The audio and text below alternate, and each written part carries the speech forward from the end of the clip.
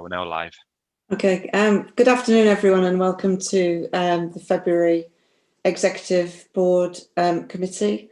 I just want to start by reflecting on the fact that this will be my last Executive Board meeting. Having first joined Executive Board in 2003, that's quite a distance of time, and I'd like to pay tribute to everyone who's been involved over the years and for the work that we do through this board. I'd also like to pay tribute to Councillor Lisa Mulheron, who's on the call, as it's going to be her last Executive Board meeting as well, and in her absence to Councillor Becky Charlwood, both of whom have given sterling service. Councillor Mulheron has certainly been involved in many areas of policy across Executive Board over the years, so I'm sure you're all join with me in wishing her well in her new venture.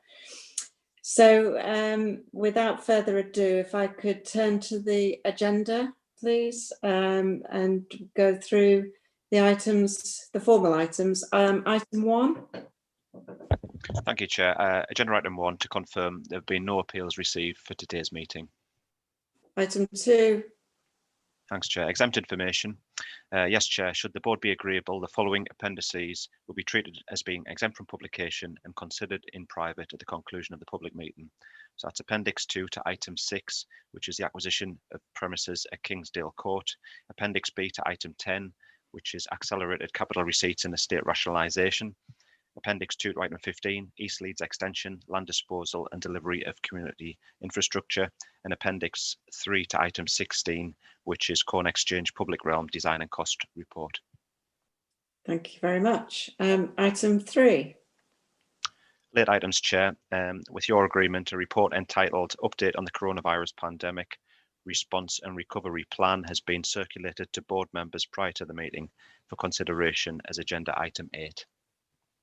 And item 4, and do any of you have declaration of disclosable pecuniary interest to declare? I'll take silence as a no, so thank you for that.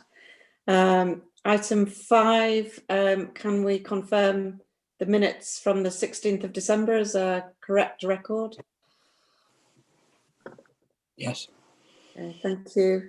And can we move on to the full agenda now? So I'll move on to item 6, which comes under the communities portfolio, and I'll hand over to Councillor Cooper to give the background to the paper. Thank you. Yes, thank you, Leader. And can I take the opportunity to thank you and wish you well in your future role in the House of Lords, Councillor Blake, or should I say Baroness Blake. So my item for today is item 6, which is an opportunity that's arisen for the council to acquire 40 of the 88 flats at Kingsdale Court. This would form part of the wider work of the Neighbourhood Improvement Board and continue with our focus on priority neighbourhoods that are currently categorised as the bottom 1% nationally in the country, the most deprived areas. Which this is in Boggart Hill in Seacroft, and it is described as one of those areas. The report goes into some detail on serious matters of crime and antisocial behaviour, of inadequate housing, and enforcement alone cannot resolve these problems. The site needs a comprehensive and permanent solution, and the council needs to be proactive here, and we have a current and time-limited opportunity to do this.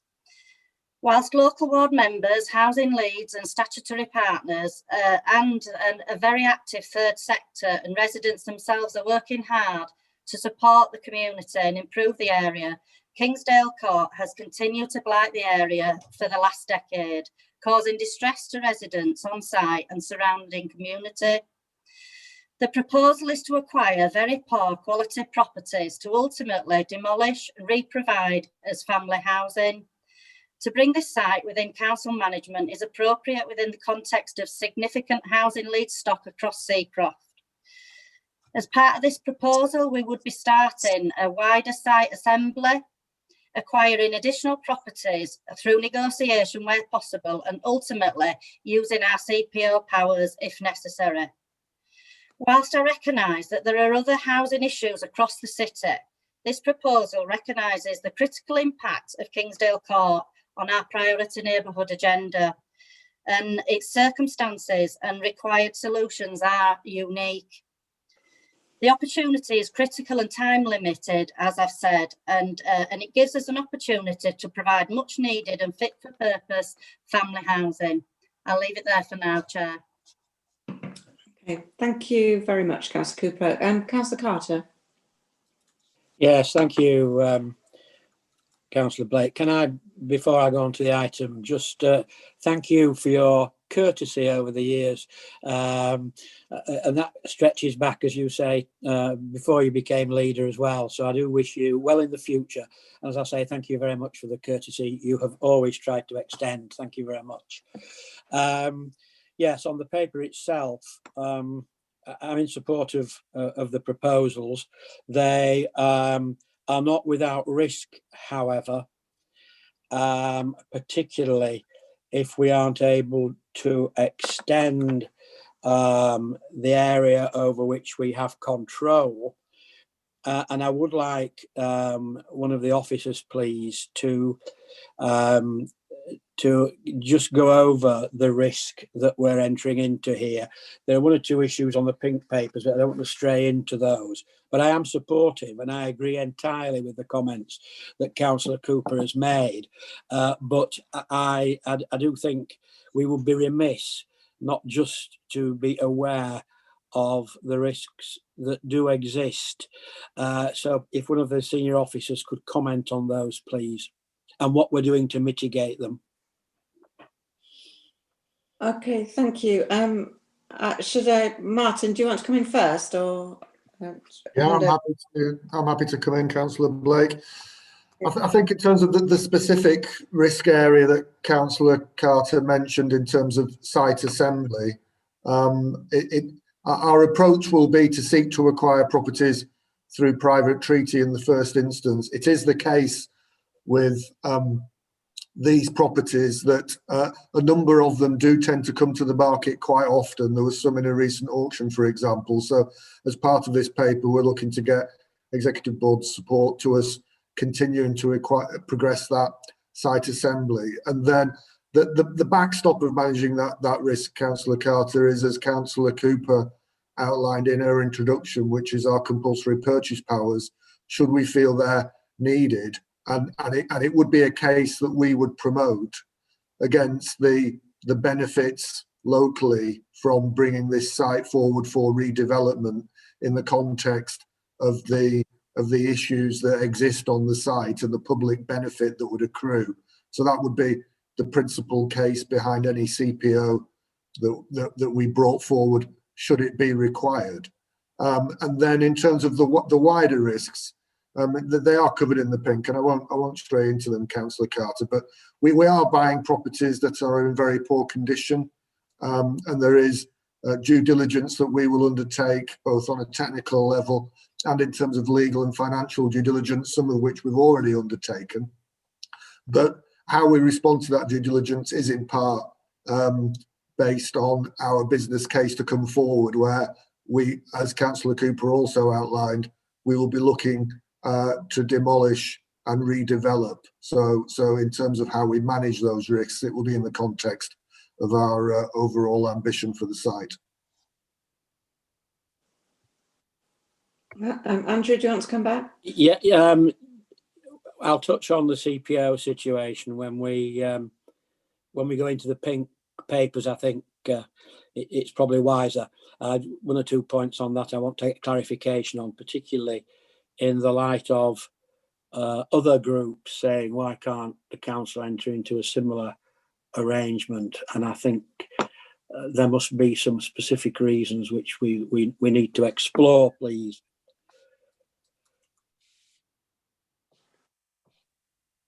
Okay, Martin, do you want to come back at all, or should we wait till the pink paper discussion? I'm happy to pick those up in the pinks, Councillor Blake, in terms of what Councillor Carter raised just then. Okay. I think Neil has his hand raised. Yes, Neil. Yeah, I mean, just on a more general point around compulsory purchase, it's always quite a difficult process. But in terms of what in terms of actually laying the ground for compulsory purchase, there'd be an expectation that we would use the opportunity to go through a negotiated process first, and therefore, taking this step will strengthen our hand if it comes to compulsory purchase in the end. Okay, thank you. Councillor Galton, any comments on this? Yes, thank you, Chair. First of all, can I join in the comments of my colleagues on how you will be sorely missed as chair of this body. I've always appreciated your commitment to inclusivity, and as Councillor Carter mentioned as well, your very measured response to quite robust challenge from the opposition. Personally, of course, you've been part of my political existence because you were there when I first started in Wheatwood over 20 years ago. Anyway, I very much look forward to finding out more about your journey in the House of Lords, preferably over tea. So thank you. But getting back to the agenda, my concern is going to be explicit towards what I think Councillor Carter was alluding to, because the scheme here, in terms of the council reacting in their strategic housing role to a situation and responding proactively, is one that should be applauded. And the scheme here for Kingsdale Court is quite comprehensive.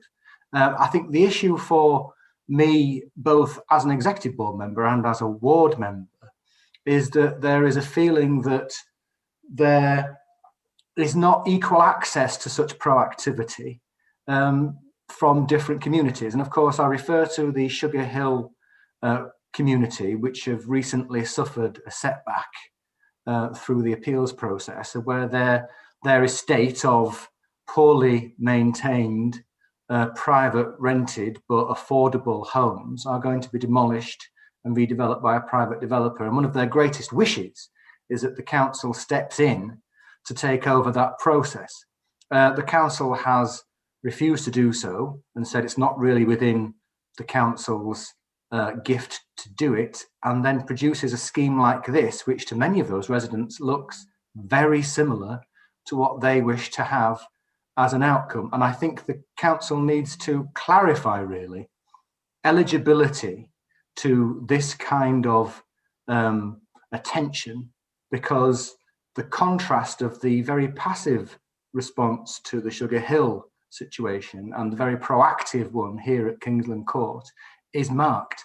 And I think the Councillor Cooper should respond to that. I appreciate that some of that detail might need to be delivered through the pink papers, but I think also a public response of some sort should be available, hopefully at this meeting. I support the paper, Chair. Yeah, thank you. I'll bring Councillor Cooper in. Yeah, thank you for both comments from Councillor Carter and Councillor Galton about the positive response to the work at Kingsdale Court. I feel that I must point out that actually it's not that we're treating Sugar Hill any different at all, and the situation there, but that has just been through a lengthy planning process with the current owners, and it wasn't up for us to intervene in that process during the legal process of the planning application. And indeed, actually, at Plans Panel, their application was turned down by the panel, and it went to appeal as executive board no, and the decision has recently come back to say that that the planning application should be allowed. It went into some detail actually, and also suggested made comment that that it wouldn't be cost effective to refurbish the houses at Wordsworth Drive and Sugar Hill as well, which is what the local residents have been asking for. They've been asking to keep those properties as they are, but refurbish the existing properties. The scheme at Seacroft is to acquire them, to move the residents out from that location completely, to demolish and rebuild much needed family housing. I think that that myself, and I know that officers of the council and the plans panel have all supported the residents in their cause through this planning process, and we are further committed to continue to do that. We are still meeting with the residents at their request and trying to find a solution that will be appropriate for those residents and to gain as much affordable housing as we potentially can on that site through various routes maybe that are yet to be explored. But the appeal, as you know, the appeal decision only came in recently, so we're still earlier in the process, I think, with that particular scheme as well. But we are wholly committed to supporting the residents and taking forward as best we can to get affordable housing on that site. I think it's like trying to compare apples and pears, I have to say, because you know, our commitment around housing across the city should not stop just because there is a site that's difficult for residents at the minute because of the process that they've completely just undergone. We need to continue with our aim to provide as much family affordable housing and social housing as we can, and that's why I feel justified in bringing this paper forward to Executive Board today, but it doesn't stop my commitment to residents in other situations that need the support of the council. Thank you very much, Councillor Cooper. Neil, is there anything else you want to add at this point? Well, just elaborate a little bit on the differences. I mean, clearly Councillor Cooper has made the point that the intention of Seacroft is to clear and rebuild. Essentially what we're being asked in the Sugar Hill case would be to buy something at a commercial value which the developer could achieve by building out their housing for which they've got planning permission, to actually buy defective housing, which we have, which is defined as defective by the government and which the structural engineers have found to be defective. And that's what we could not be recommending to Executive Board. And I think a more useful avenue, which Councillor Cooper and I have discussed with the group, is talking about how we can achieve a greater degree of affordable housing on that site for those people who have been there for a long time, so that we can reach a situation where a higher proportion of that community can remain in the area, but in new housing. So it's not that we've given up on the site at all in that sense. Okay, thank you. So thank you for the discussion there, and mindful of the fact that we'll be having a further discussion below the line later in the meeting, could we approve the recommendation that's before us in item 6? Yeah, okay, that's unanimous. Okay, thank you, Councillor Cooper, for presenting your report. Could we move on now to the Inclusive Growth and Culture portfolio area? And of course, we're around at that time of year when we're putting the revenue budget and associated items in front of Executive Board in preparation for the Budget Council. At the end of, well, in 2 weeks' time, 2 weeks today, that will lay down the budget proposals for the year 2021-2022. I don't think any of us can recall a more difficult experience in terms of putting the budget together. The pandemic has cut across so many areas of our work, and our finances are not immune from that. And indeed, we've been presented with some very real challenges. So can I start by thanking all of the officers, and Victoria and all of your team, and I hope you will pass on our thanks for the extraordinary work that you've put into putting these proposals before us today. So, of course, traditionally we don't open up too much for debate on the details of the report, anticipating the full debate that will take place in 2 weeks' time. But happy to ask Councillor Carter if there's anything he would like to raise at this stage. Yes, briefly, Chair. Can I ask you, can we take 7A, B and C separately? I've got comments on each of the papers. Sorry, apologies. I was going to say that that's indeed the approach we'll take. Thank you for that. 7A first. Yes, 7A first. Could the Director of Finance, or Chief Financial Officer, I should say, tell me the quantum of government support for COVID that is contributing to this budget in terms of income? I think there are probably 3 separate headings, the final one of the 3 being the COVID track and trace fund.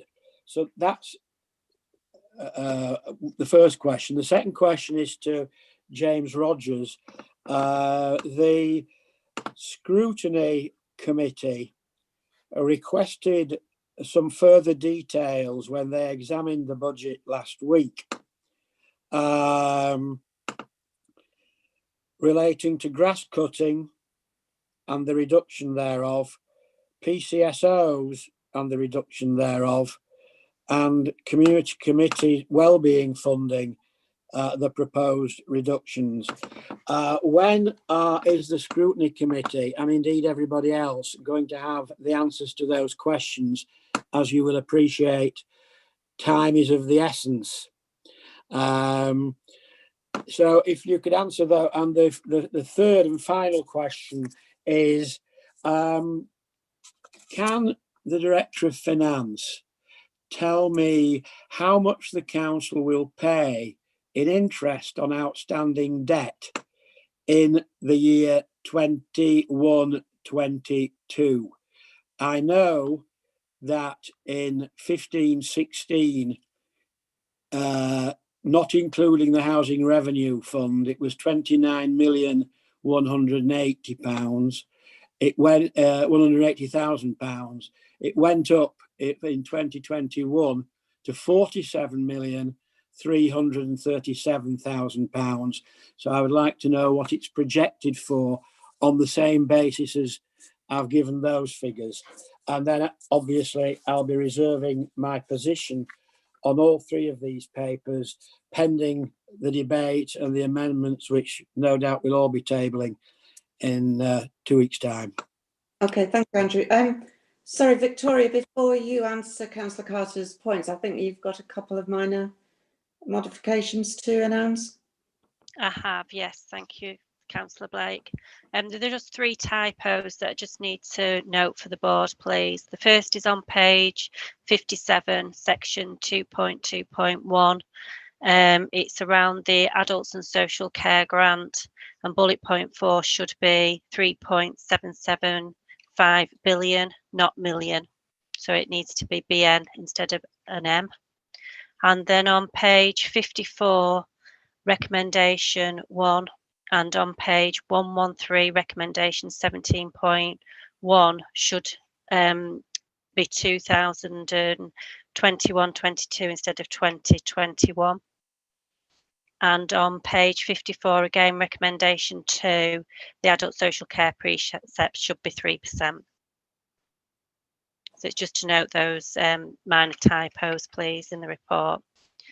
Thank you. With regard to the funding being provided by the government, as Councillor Carter has said, there are 3 areas that the council has received funding from central government for COVID.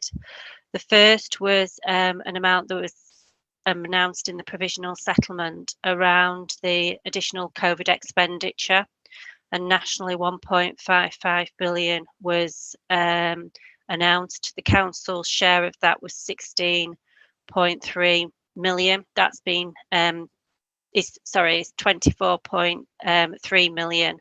That 16 million has been put in a reserve for next year for the pressures, and 8 million has gone into directorates. With regard to compensation for the loss of council tax and business rates, there was compensation announced, and that's for the council, that was 9.7 million. And then for the track and trace funding, that has been announced in the current financial year, and that we have utilised some of that for 21-22, and we've funded around 3.5 million using that funding. In regard to the interest, I will send that separately to Councillor Carter if he's acceptable to that, please. Okay, thank you, Victoria. James, you were asked specifically about the scrutiny questions. Yeah, thanks, Chair. As Councillor Carter rightly says, through a discussion with the Scrutiny Board, they asked 4 questions, and I'll just deal with those in turn. So in terms of PCSOs, I updated the Chair of the Scrutiny Board last week on where we are with that particular proposal. The only outstanding issue is how West Yorkshire Police are going to deal with the deployment of a reduced number of PCSOs looking forward, and we're currently in discussions with West Yorkshire Police about how they're doing that. We're very much in their hands, and we're seeking to press them to come to some conclusions on that ASAP, so we can share that with members. On the grass cutting one, which relates to a 10% reduction in the grounds maintenance contract, in terms of the general funding part of that. I saw a briefing note on that yesterday, and I've asked that to be shared now with Councillor Anderson, so that will provide an answer to that one within the next sort of 24-48 hours. In terms of community committee funding, that's something that we're currently working on, and I want to brief members on that as soon as possibly can in terms of proposal, but that work's not complete yet. And then in terms of the final one, which was the opening hours of community hubs, which we're looking to make a savings from, the consultation on that just closed last week. I've again, for the first time, seen a proposal this morning on that one, and would hope to be in a position to share that more broadly with members very soon. Okay, thank you for that. Councillor Galton, any? Sorry, Chair, could I just come back on the answers? Yeah, of course. Sorry, I can't see you on my screen at the moment. Yeah, thank you. Yeah, sorry about that. Yes. So can Chief Financial Officer tell me then the totality of the funding from the government, and also where the 3.5 million that we've used from track and trace has been spent?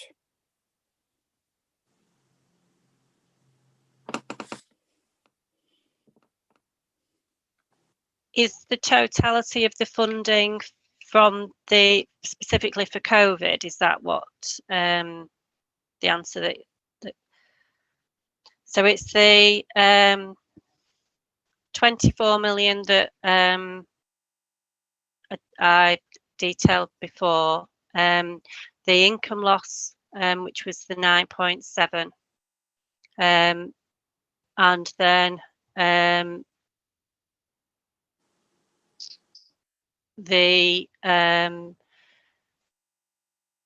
those are the 3 areas, and then the sales fees and charges haven't that's been said that we can claim that, but because we haven't incurred the losses yet, then we've got the 3 months. So it's just adding those two figures together. Okay, thank you. And then for the what was the next question? Sorry, Councillor Carter. You say you've used 3.5 million of the 16.5 million for track and trace. What's that been used for? It was used within 2021. So we've got a list of schemes that we were funding for that met the eligibility for track and trace. There was a number of schemes in there. I can give you a list. It's quite extensive. Okay, that's fine. And that release-based budget, which has been used in the current 21-22. Yes, if you could do, that's fine. If you could do that, that's fine. Okay, thank you. Okay, thank you. Councillor Galton, have you got any comments or questions on part 7A of the report? Thanks, Chair.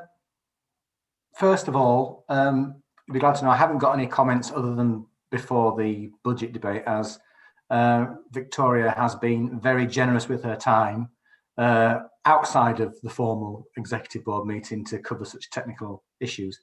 So I have no questions on that. I just have a comment really, and that I'd like a response from the executive board member. I was surprised actually in pursuing the issue where the council is going to cut its police and crime support officers, and I was wishing to understand the work that had been done by the PCC's office, that there is virtually zero interface between the council and the police and crime commissioner when it comes to the formation of their respective budgets. And it just caught me by surprise, because I know that agencies work together far more closely these days, and the way that health and social care have worked together and jointly commissioned and aligned budgets, and the same has happened with children's services. I was very surprised that isn't the case for the Safer Leeds partnership, and I hope that we can develop that accountability and that transparency a little bit better once the police and crime commissioner comes under the elected mayor.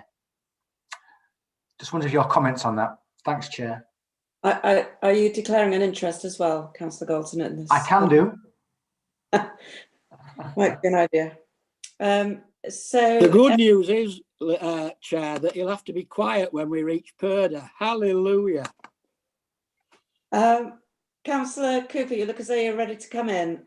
Is that correct? Yeah, well, obviously I'm not declaring an interest. I'm not a candidate in the mayoral elections, as some others may be on this call, and that's maybe why they're raising the point here today. I have to say that we have regular ongoing conversations, meetings and discussions with the PCC, his office, and others around West Yorkshire Police about the deployment and the spending of various amounts of money once it's all been decided by the PCC. I think that to suggest that that doesn't happen is somewhere misleading, I have to say, Councillor Galton. But James Rogers may be more able to answer the more formal arrangements there are around the budgets between the PCC, West Yorkshire Police, and ourselves. Okay, James, any further comments to add? Yeah, just to add that clearly we have regular dialogue with West Yorkshire Police colleagues and the PCC's office about budget proposals, and we've had a number of discussions over the last few months, particularly on this the proposal around in the PCSOs, and again the outcome of those discussions have been fed through to members when they've asked the question. So, for example, Councillor Bentley emailed me, I think it was earlier this week or last week, on this particular issue, and I provided him with a full response of where we've got to and the conclusions reached in those discussions. Okay, thank you. Thank you for those responses. Jared, I'm assuming we'll deal with the recommendations at the end of when we've done all three parts, or do you need them separately? Thanks, Chair. Well, the 7A, B and C, I mean, they do have recommendations individually, so it may be, I suppose, easier, such as reserving positions and things like that, to go through the recommendations one by one, so we keep them separate, possibly. Okay, thank you. So can we, can I see approval of the recommendations for 7A? Councillor Carter's already stated he's reserving his position. I assume Councillor Galton will be too. Yeah. Okay. Thank you. Could we move on to 7B, please? I don't know, Councillor Lewis, if there's anything you'd like to add to this at this stage? Not at this stage, no, thank you. Thank you. Councillor Carter? Yes, I'm okay with 7B. It's partly been answered, so I've just got comments on 7C now. Okay, thank you. I reserve my position. Any comments on 7B, Councillor Galton? No. Okay, same with the recommendations for 7A. Can we approve the recommendations noting Councillor Carter and Councillor Galton are reserving their position? Which moves us on to 7C, the Treasury Management Strategy. Councillor Carter. Yes. The first point relates to the fact that I understand SIPFA is looking at issuing guidance on prudential borrowing, which will tighten controls or suggest tightening controls on local authorities.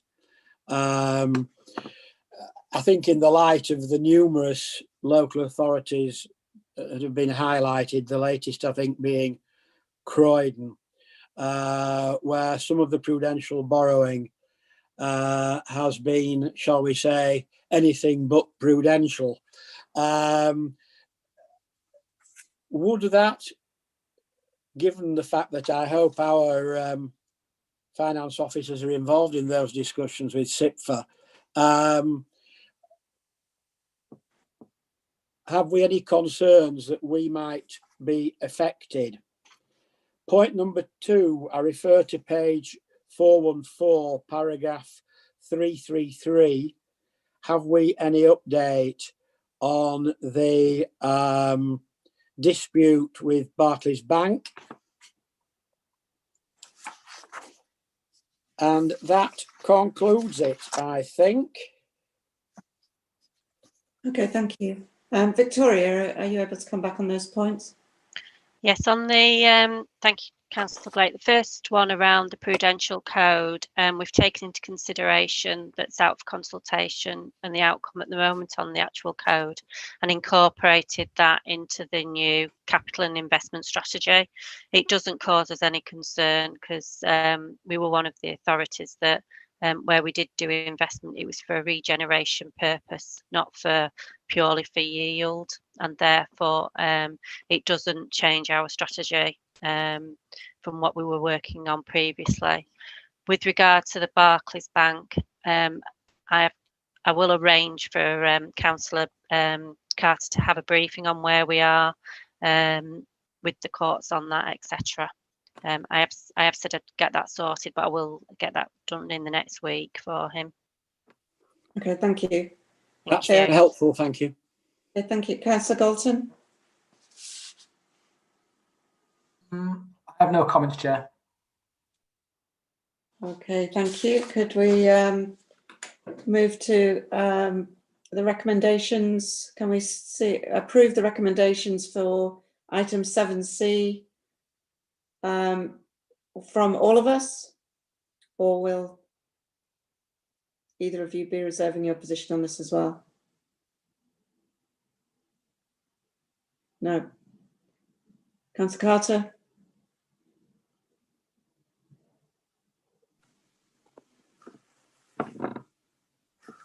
Sorry? You're happy to accept the recommendations for 7C? I'm reserving on all of them. You're reserving on all of them. Okay, thank you. Okay, did you get that, Jared? Or for Councillor Galton's okay with 7C? Thank you, Chair. Okay. Thank you. Thank you very much for all of the input into the budget discussions there. Could we move on then on the agenda to the late item, the update on the coronavirus pandemic? And as with the past few executive board meetings, we've put in a late paper to make sure that we're as up to date as possible in a very dynamic situation.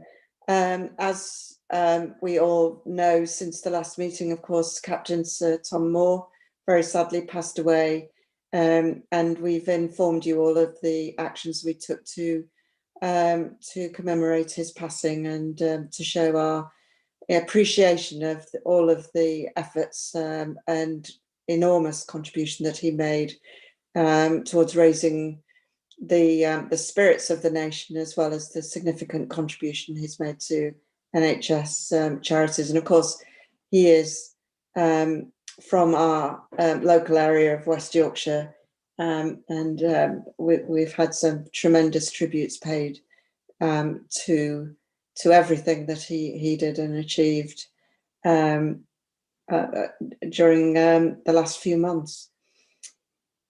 Just by way of additional update, the Elland Road Vaccination Centre is now operating as a public vaccination site.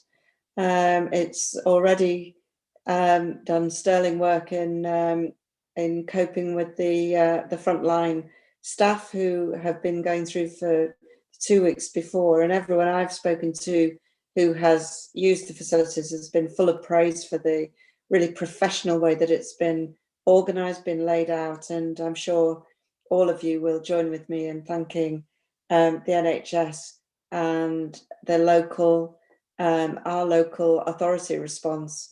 I think it's a real testament to the joined up work that we've been doing for a long time now, and in our ability to respond not only at Elland Road but right across the city and the PCN sites and the other sites, where really the progress that has been achieved in rolling out the vaccination programme has been really commendable, and I know has brought a lot of people a great deal of comfort, and obviously we know that the vaccination programme is going to be with us for many months to come, and I think it gives us all a huge amount of confidence to see how well it's been executed this far.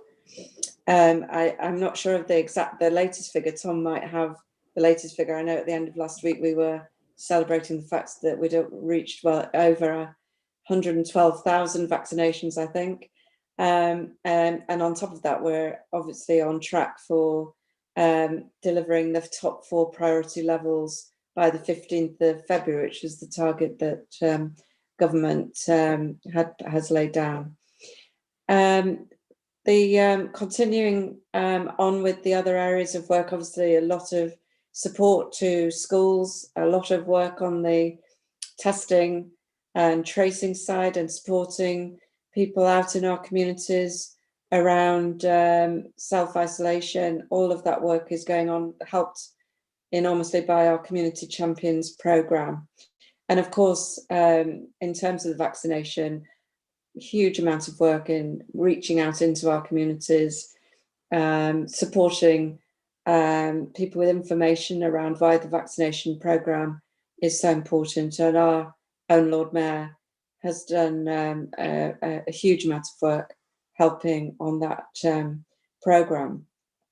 We're still waiting to hear the outcomes of all of the work that's going on into where we'll be at the end of this period of restrictions, and we're expecting information on the route map or the roadmap coming out of restrictions on the 22nd of February. And I think it's been an open discussion that it's very likely that the tier approach to restrictions will not be continued, and we'll be looking at more nationally based across England in terms of the easing of restrictions and how we move from the period we're in now through spring into summer, and then anticipating any differences that will be required once we move forward into the next phase of autumn into winter. So the report highlights the rates. I think the daily rate update has got us down to 2009.4 per 100,000. I think that was the last update that we've had. Difference from advice from and guidance from government is that any over 70s who haven't been reached by the NHS should contact their local provider or go through the website to ask about when they will be eligible for they're certainly eligible in the current rollout of the levels. So asking people to proactively reach out to the NHS if they are in that cohort. There are parts of the country that are being asked to undertake surge testing where it's been identified that they have cases of the variants from South Africa in particular. A lot of news at the moment about the current travel restrictions and the requirements to quarantine for anyone returning to the country. And of course, the news that the government is expecting the local elections and the mayoral election for West Yorkshire to take place on the 6th of May. So those are the broad outlines of the report, but I'd just like to end this part by offering my sincere thanks to everyone on this call who's been directly involved in the work around dealing with the implications of the pandemic. It has been an extraordinary effort, and I'm pleased to note that government now regularly does pay tribute to the contribution that the local authorities make and will continue to make. It has, I'm afraid, been somewhat overdue in coming, but I'm pleased now that that acknowledgement is recognised alongside the contribution from other agencies, notably the NHS as well. But I'll hand over to Tom, and just in case there's any updates that I haven't brought forward to the attention of Executive Board. Obviously, as I say, this is a dynamic situation. There are daily meetings bringing new insights and updates as we go forward. So Tom, if there's anything I've missed, please do let us know now. Thank you. Yeah, no, really comprehensive and completely accurate update. Leader, I would just add the prospect now, I think, is that we do anticipate the roadmap setting out an easing of restrictions on a national basis, a bit like the end of the first wave back in June last year. And in doing so, we are all hoping that we'll see in the next couple of weeks the impact of the vaccine feeding through into the rate of deaths, the hospitalisation figures, which are still, you know, high in both cases in the city, and also on transmission of the virus, which continues to go down, as you say, trend down, and we'd like to see it trend down even further below into the hundreds and then lower. I think we can expect the variant to appear, one of the variants to appear in the community at some stage, and for us to need to do some mass testing of individual geographic areas, but we haven't had confirmed cases of that community transmission yet in the city. But you know, that I think will be a prospect that we shouldn't be surprised by in the next few weeks. As we open up the in the spring and the summer, you know, the central task is to get as many people vaccinated as possible, as you've said. And the fantastic work that's going on between the NHS, the council, and voluntary sector and other partners is phenomenal in terms of the rollout. We just need to keep that up and make sure that people who are hesitant, as you say, you know, we're doing all that we can to help those people who are understandably hesitant of a new vaccine to overcome those fears. Maybe talk to people who've had it already successfully, and get a really good engagement going so that we can maximise the number of people who've had the vaccine in the city as quickly as possible, and then plan, you know, for next autumn and winter hopefully a different experience to the one that we've had this time, where we will have either booster of vaccinations happening for both COVID and flu, but also hopefully not the level of restrictions we've got now, but possibly some different ways of working and moving about the city that we'll need in place at that point. But the good news at the moment, I think, is that the case rate's going in the right direction and the vaccine rate's going in the right direction, and that should help us enormously. But lots more to do, and we appreciate how tired a lot of the workforce is as well, who are dealing with this in the NHS, in social care, and in our own council, and in the private sector as well. We need to just keep going, because I think better times are ahead, but probably not in the immediate future. We need to probably keep the restrictions going a bit longer.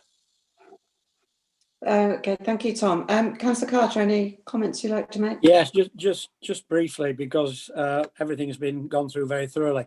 But to add my thanks to everybody from wherever who've been involved in helping us fight this dreadful pandemic. Extraordinary examples of service way above and beyond. And to all those people, we owe a debt of gratitude. And of course, Captain Sir Tom Moore, what a pity that after he did so much to boost morale and raise money for the NHS, he should himself succumb to this disease. We owe him a massive debt of gratitude. As regards the vaccinations, I mean, I have to say that you've not been backward in coming forward in criticising government, and sometimes they've not been backward in coming forward in criticising you. But the simple fact is, this is a unique situation for all of us. And one thing that does need saying is that the procurement of the vaccines has been an absolutely amazing undertaking. First of all, an amazing undertaking from the pharmaceutical industry and all the partnership, public and private, that have produced vaccines as yet to be thoroughly trialled, but vaccines which we know now are readily available. And without we'd made those procurement arrangements on a national basis, we would be in a sorry state now. And I think that thanks there are certainly due to the way the government reacted to the procurement and placing of orders for the vaccines. I mean, contrary to what some in the media have liked to portray, we haven't been left short of vaccines. And then, of course, having got the vaccines, the way in which the NHS, assisted by the council and everybody else, has rolled out the vaccines has been absolutely amazing. There is, of course, a big concern, and the big concern is the number of people who are not, when offered the vaccine, taking it up. And I think we have to be very clear with our message here. If these new variants are even more contagious, then the need to be vaccinated becomes even greater. And I would just say to anybody who has concerns to think extremely carefully before you refuse to have the vaccine. It appears to be the way forward. There's a lot of scientific confidence within the scientific community that these vaccines work, and it would be a tragedy if those people who refuse become responsible for us not getting a grip of this virus, as we all want. So I would urge, and from what I can see, the way it's been rolling out in Leeds has been really exceptional and absolutely full credit. We need to re-emphasise the message as councillors, all of us, over and over again, that the vaccine is the only show in town, and people should, of course, read all the information, but have the vaccine. Okay, thank you for that. And actually, I'd like to pay tribute to all of the people who are working around the messaging. And I think they're just talking to different members of the government, there has been recognition that some of the messaging hasn't quite been targeted in the right way, but a lot of work is happening now at a national level and at a local level. And it's one of the areas that we remark on is the hesitancy amongst being expressed amongst the cohort cross community of 20 to 30-year-olds. And obviously, a lot of the concern is being raised through social media, and there are a lot of bogus posts on social media undermining the messaging that's being done at a wider local level and at a national level. And I think all of us have got a responsibility for countering that messaging when it comes up. But I would like to pay tribute to I think the GPs in particular playing such a sterling role in this area, and what the response from GPs is that when they go out and are able to talk through the concerns that people have, they have a really high success rate. And I think it's that supportive approach, recognizing that people do have genuine concerns and they need to be addressed, and there need to be explanations. And I was on a national call this morning where there's a lot of talk about through the Royal Society of Gynecologists working with young women who are considering pregnancy or are indeed pregnant, and what the advice to them is. So a lot of really serious work taking place to address those concerns, but phenomenal response from so many different people. And as we've said, our community volunteers and all of the volunteers through the third sector going out, reaching out to people in our communities, and then bringing in the expertise where it's required. And I don't know if you heard, Carrie Hassan was on the radio this morning talking about the faith leaders' response across a range of faiths as well, which has been, really cutting through and providing expertise and support where it's needed, right down to the one-to-one level in so many of our communities. I don't know, Tom, if you want to respond to any of those issues.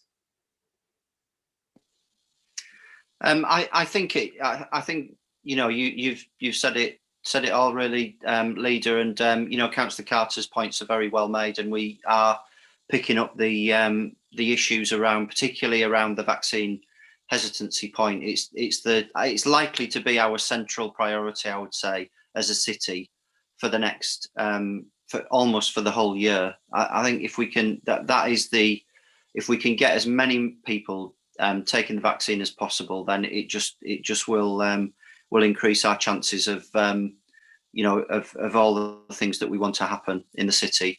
But we can provide any written updates as we do to all members regularly, and we just need to keep going, I think. Okay, thanks. Councillor Galton, any comments you'd like to make? Well, I just thought I'd follow on and talk about some of the things that I've noticed. We'll be aware that, of course, even with the elections coming up, political parties are restricted on what they can do in terms of campaigning. And so personally, I've been trying to use the time constructively that would normally be spent traipsing the streets. So I've done a bit of vaccination marshalling, and I have to say I'm impressed by how people have responded, even if they're in difficult circumstances themselves. And so for some of those that were volunteering are people whose businesses have been shut down through the lockdown restrictions. And I joined a coffee morning, which is run by our local neighbourhood network. And when you see things like that, I don't think you can actually appreciate just how well received these kind of events are for those people who are isolated at home and don't get human interaction, and the joy that was there was a credit. So, and I just want to play credit to the likes of our neighbourhood networks, all those people that are volunteering, even though they're in their own dire straits, for those employment organisations that allow their employees an hour off to do a little bit of volunteering, like vaccine marshalling. And this weekend, of course, I'm well aware that teams that are already under pressure can be doubly under pressure when COVID is put on top. And I pay tribute to the people that were out from the council's flood response teams for my area, where we had some really serious issues on our roads, and they operate unflinchingly under really bad circumstances, and we know that COVID is going to make it worse. And I hope that we can actually curate, as a city, a really good response to tackling some of the mental health issues that we're going to have for all those people that have been living under this very intense pressure and trauma in their working lives, or remaining at home. And I would like to think that the work that has been put together, and I'm going to mention Councillor Charwood here, because she's not here, but she's done a lot of work with the health sector and care sector in the city to bring people together, to enable this kind of joint working to work. And I hope that we can actually respond meaningfully to that mental health crisis that I think is coming around the corner now that we're getting over the relief of the vaccine being there and offering some hope. We do need to respond to it, and I'd like to think that some work is happening on that. I don't expect an answer right now because we spent a long time on this subject already, but if we can look at that as the weeks go by, that would be really helpful.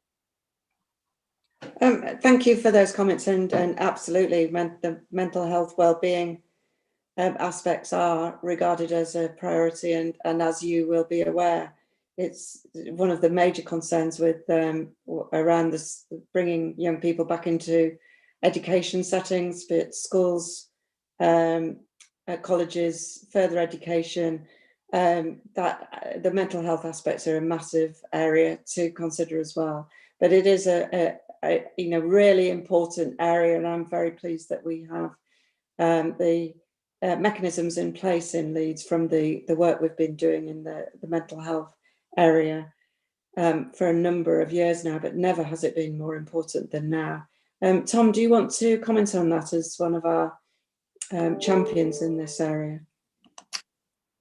Yeah, I think one of the things with just as public health has become something that everybody in the whole country knows about now, I think the same could be said of mental health in terms of how everybody's had such different experiences to deal with, and I think there's a definite need for us to take that forward in the next few months, working with our excellent partners in the city, such as Councillor Mulherron will be involved in, and I think I do think children's mental health in particular is an issue that that we need to be very aware of, and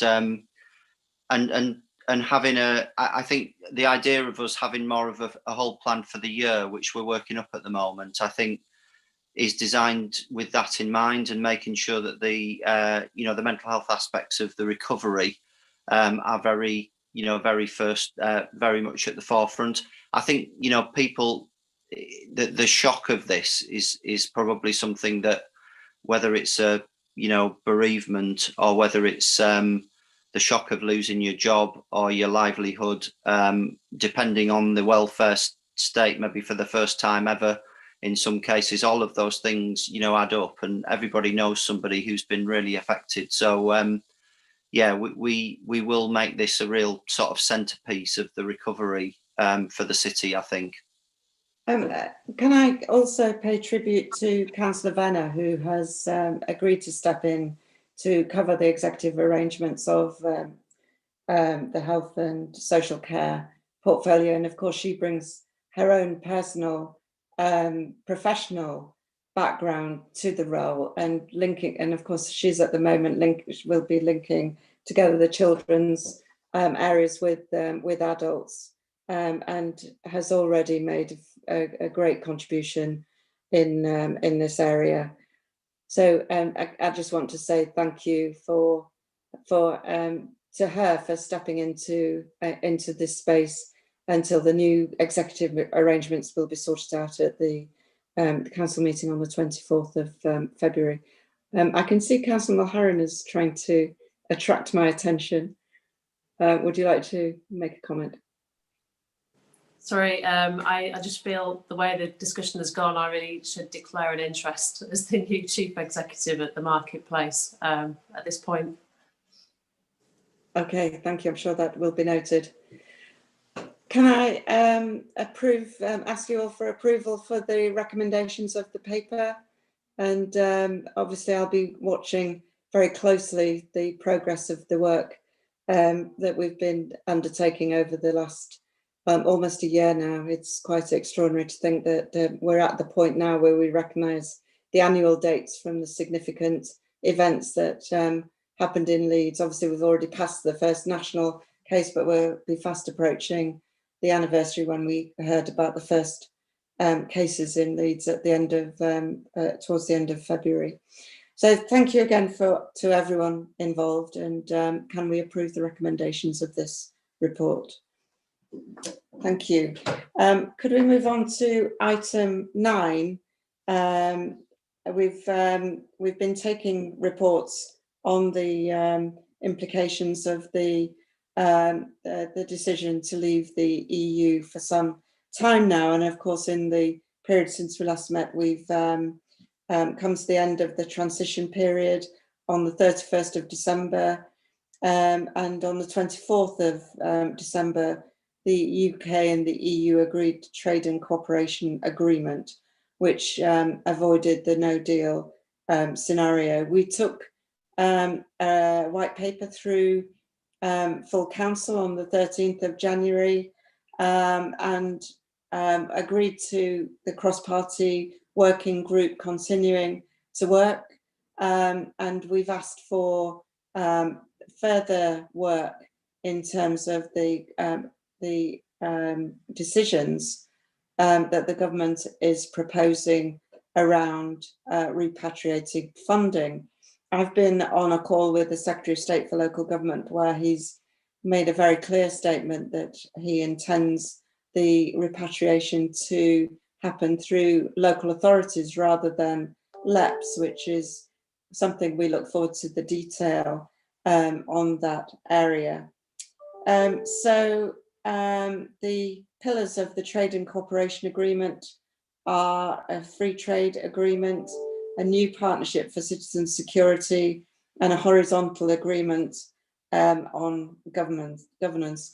I think we'll all be aware at the moment that there are a lot of reports coming through about the impact of Brexit on trade, on the ports, but I think it's fair to say that at this moment in time, the disruption caused by the COVID situation makes it difficult to come up with an objective assessment of where we actually are in terms of the impact of the Brexit arrangements and the impact on our borders. So very much work in progress.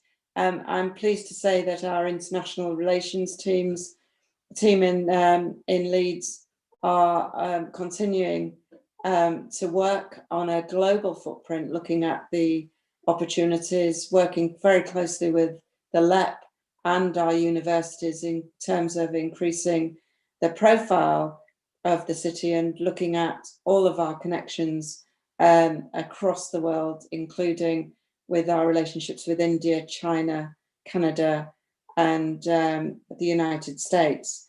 Our business support work has never been more important, and obviously very much on an ongoing footprint, as is our work continuing to support our EEA nationals, family members who are in Leeds and those who want to remain in Leeds, and helping them with support for the new applications, which is really significant in terms of the fact that the scheme closes on the 30th of June.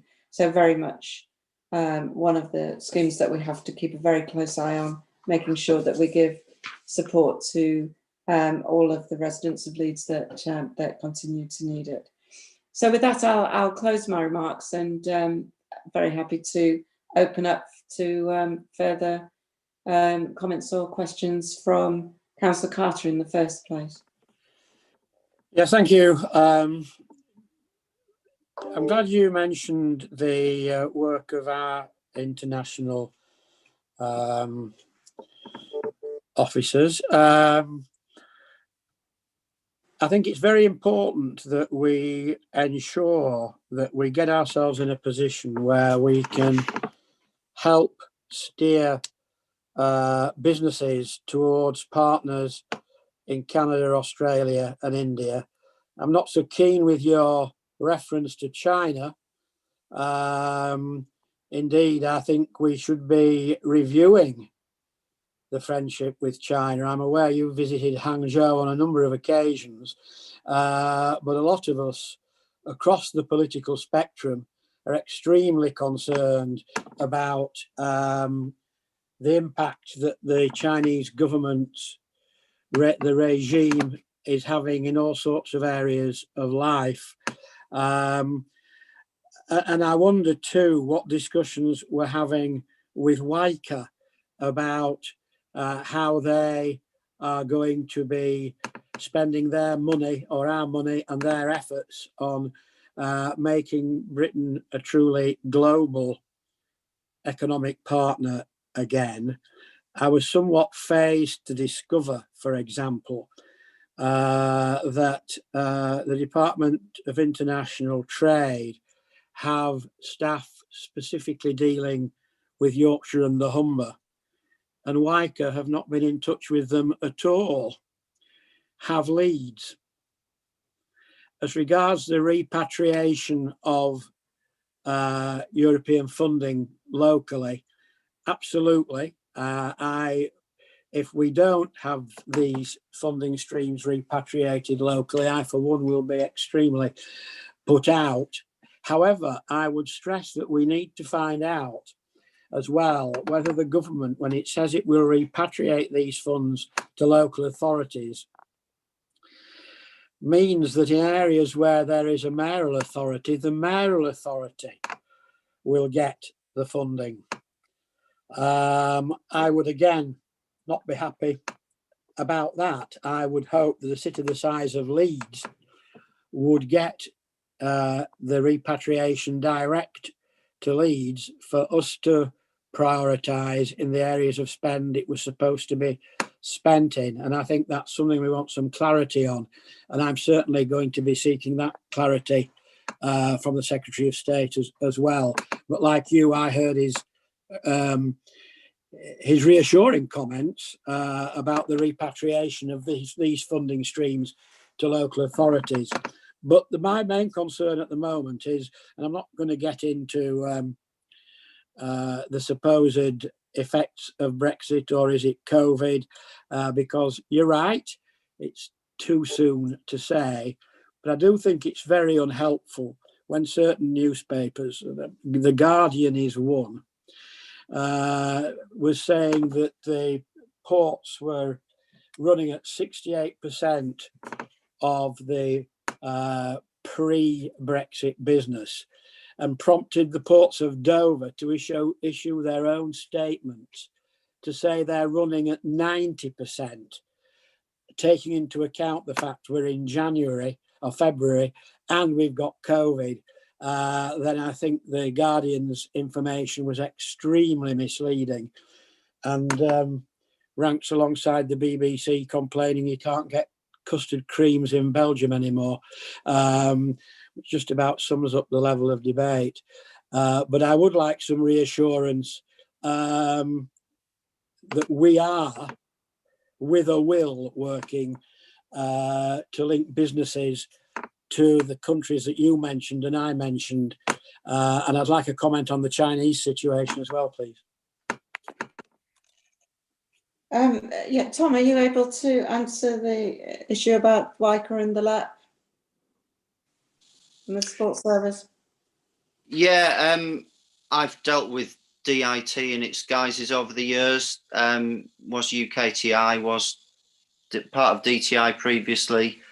They aren't always, I think, the best at recognising the geography of the North. So I would say that it's two-way to make sure that people are working together, but that's maybe just my my past experience to talk about rather than the current and future one. We have a team that works very closely with the business community, led by Phil Cole, who is engaging and bringing together, helping bring together the work of the LEPs to provide a very good service, one-to-one advice service for businesses. And I'd be extra, I don't know, I'll find out the answer to your question specifically, Councillor Carter, about whether they've been in touch with them, but I'd be pretty surprised if we haven't had contact between them or Eve Roodhouse and David Shepherd in the LEP. There might be a technical difference between the fact that the LEP talk to that DIT team, but WICA don't, but the LEP is part of WICA, so it may be a misunderstanding there rather than anything else. But we are being very proactive, as the leader has said, with this global Leeds approach. We have got good working relationships with David Shepherd's team, who's excellent in the LEP on this agenda, and we'll continue to bring that, from strength to strength and take advantage of any opportunities that do arise with the new trade agreements. So that's absolutely the case, and I'll double check whether we've been in specific touch with any new team that's there. The other point I was just going to make was about the shared prosperity funds, the repatriated funds, where I think we're all in the same view that we want to use them as best we can. And the only point I would make there is that the 220 million announced for next financial year still doesn't have any guidance out, and I do hope that we don't lose some of the old EU funds. They had great frustrations, and great bureaucracy was one of them, but they did take a long-term approach, and that did allow you to work with businesses and investors on a longer-term basis, recruit people to do work rather than just on a 6-monthly basis, and plan ahead properly so that you got the match funding from the public sector and the private sector all working to be more than the sum of the parts. So I hope that will be keyed into the government's approach as well. Okay, thank you. I don't think it would be appropriate to comment on the situation with relationships with China at the moment. I know that these are matters that are being taken very seriously with the business community and the LEP, and indeed the political debate that's taking place. It is an incredibly serious issue and will be dealt with in the appropriate means. Councillor Galton, do you have any comments you'd like to make? I'll be brief. I fully endorse your approach in terms of getting clarity about the repatriation of funds, and the point that Tom makes about long-term funding is very well made. I don't have any preference whether or not it should be in local authority hands or in combined authority hands, as long as it comes into local hands that will deliver it on our footprint. And in terms of whether or not there are issues around the implementation of Brexit, all I would say to anybody here on Executive Board or watching in the small audience online is please take a subscription to the Yorkshire Post, which certainly isn't a bleeding heart publication, but does offer some very real-time reportage on the experiences of our business community operating under very different rules. Thank you. Could I ask as an action, please, Tom, that I write to Robert Jenrick on behalf of Executive Board about seeking further clarity around repatriation of funding and his comments about local authorities. He certainly didn't directly reference the mayoral authorities, but I think it's an area that we could seek some clarification, and all of us want to know in a timely way exactly what the plans are, because the clock is ticking and we have commitments to honour and future plans to put in place. Of course, yeah. Leader, could I just come back and comment on something Tom said, please? Of course, yeah. I think Mr. Reid and I probably have more first-hand experience of UKTI as it was, Department of International Trade as it currently is, than you have with respect. So I don't necessarily disagree with the comments that you made. I'd just say this: if it's the only show in town, it would be very foolish not to engage at a high level and without necessary the criticism I've just heard. And it was, I have to say, extremely disappointing when I was given the information I was about the lack of contact through WICA, and it's serious and it needs addressing. Whatever the pluses and minuses of the Department of International Trade, which we probably have a level of agreement on, nevertheless, they have their uses, and it would be very dog in the manger yet again if we don't take advantage of that. Well, can I just say, I think we need to ascertain the actual nature of the relationship, where we are, and work together to try and improve it if indeed that's necessary to do so. So we note your comments and we'll seek to clarify what is actually happening. Could I just add, Leader? Sorry, just to. Is that okay? Yeah. Just come back on that. I mean, my comment was about the past, and as yours is, I think, Councillor Carter, and I what I believe is the case is that we've got a really good relationship with the new teams in place. I've met the permanent secretary in a meeting recently, and we are seen as a part of the country that wants to work with them proactively. So I don't think there is I think what I was saying was I don't think there is a problem, and I agree that it's two-way in terms of putting it right. Okay, with those comments, can we note the additional recommendation, please, Gerard, and approve the recommendations in the paper, and move on to Councillor Lewis's portfolio with item 10, please. Thank you.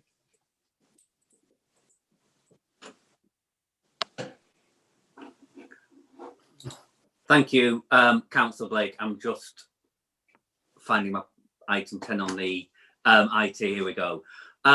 Just start by adding my words of thanks to your long service on the Executive Board. I think you got appointed at the time I was first getting elected to council, so I think that's a very long service to the city. Me and Councillor Blake go back a long time. I used to, I think I might have voted for you once in Wheatwood Ward as well, going back in time even further. I've never voted for Councillor Galton in Wheatwood Ward. I've made my choices very, very, very wisely. And thank Councillor Mulherron and Councillor Child as well for their time on Exec Board.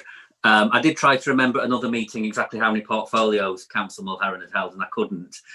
So I won't try and name them all now, but certainly covered a lot of very big and difficult issues for the council. Item 10, I'll move on to this, which is the latest update on the accelerated capital receipts and estate rationalisation. I think, Chair, for this, highlight the issues as the recommendations are set out. So as it says, there is an update on our work, which is about reducing the cost of property to the council. We know with our reduced budget, we have a less demand for property, and clearly with changing ways of working coming out of code, we will. So we're looking at reducing the cost of running our estate and seeking capital receipts to support the budget as we do so. There are properties in table 3.1 which we are approving to take to auction. There's a list of properties in 3.2 which we are going to add to the capital receipts programme and look at taking those forward.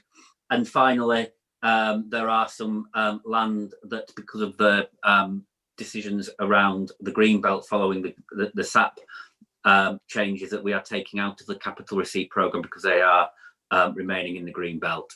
Leader, I think that's all that needs to be said by way of introduction. Okay, thank you. Can I open it up? Councillor Carter, any comments? Yes, Chair. First of all, a point on a particular issue which has been raised with me, and that relates to the disposal of land in around the Redhall estate, and in connection with e-law, and the fact that there is quite an amount of copses of mature trees which are wildlife habitats. And as we move towards disposal, I want some reassurance that there's going to be appropriate safeguarding as regards these areas. It seems a bit self-defeating to be planting thousands of new trees and then needlessly getting rid of mature trees that are having a much more beneficial effect on the environment than saplings. So I'd like some reassurance on that. As regards the report itself, it is what it is. As regards disposals, and I've made this point before, the best way to speed up disposals of unnecessary assets is to get the ward members on side. And I've said this at previous meetings and I'll say it again. It is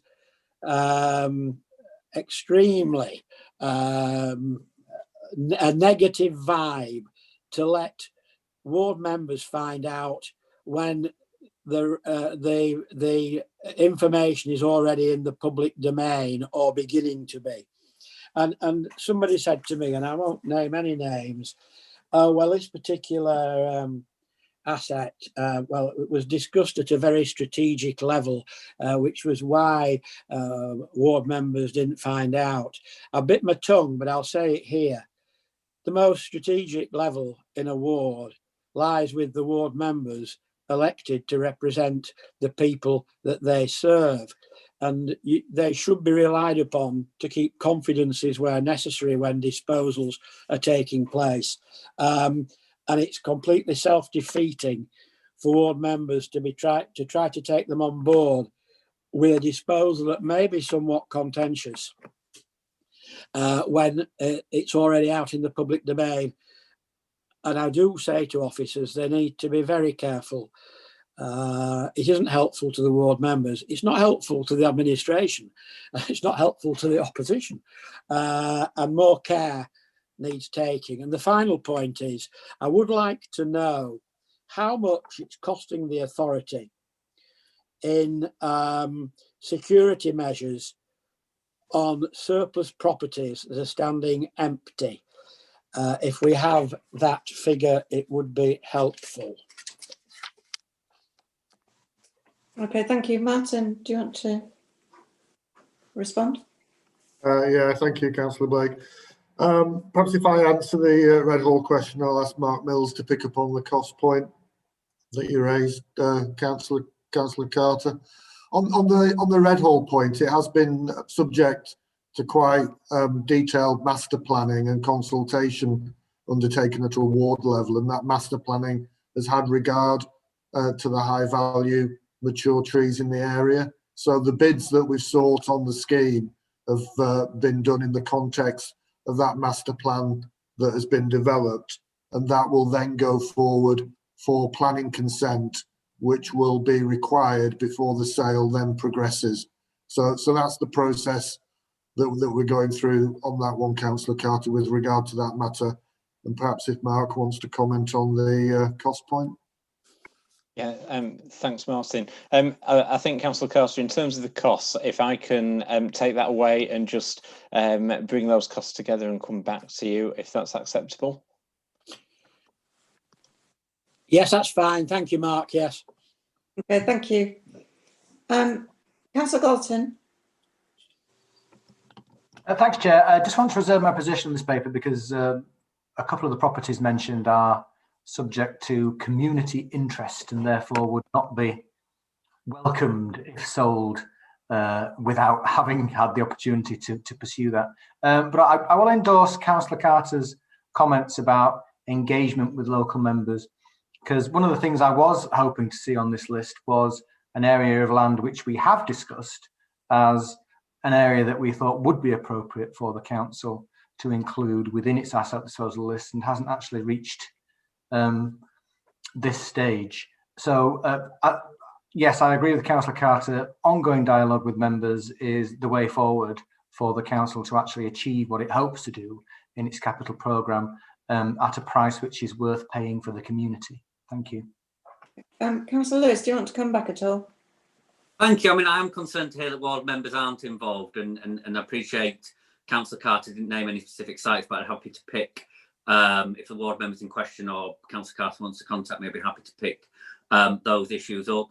Again, in terms of Councillor Galton's comments, obviously where, there are plenty of examples about where we have transferred property to the community, done properly with great outcomes for the building and providing services. So we will always work through those in a timely fashion. So, but in terms of taking forward the accelerated receipt, we do need, in the position we're in with the overall budget, need to be bringing in, like I say, reduced costs and income from capital receipts. But we'll always look at the community options where they're brought forward.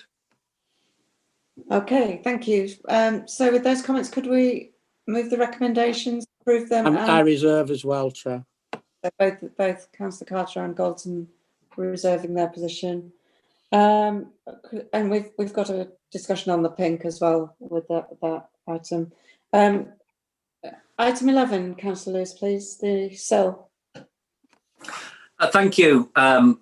This is our annual paper agreeing how we will use the strategic SIL income we receive during the next year. As the paper sets out, SIL, when it was established by the government, was intended to support the costs of infrastructure.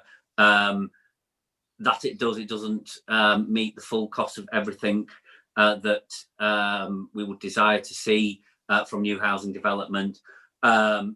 Specifically for this year, this paper recognises a challenge around school places, particularly secondary places and places for children with special educational need, and allocates strategic SIL funds for this year to meeting that need.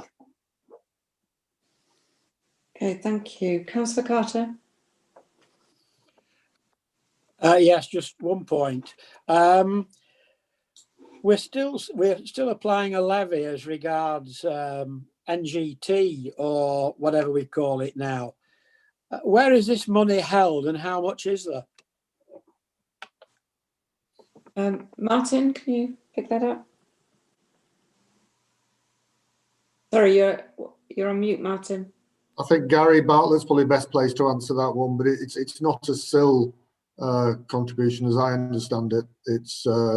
It's through a planning obligation. But Gary, do you want to clarify?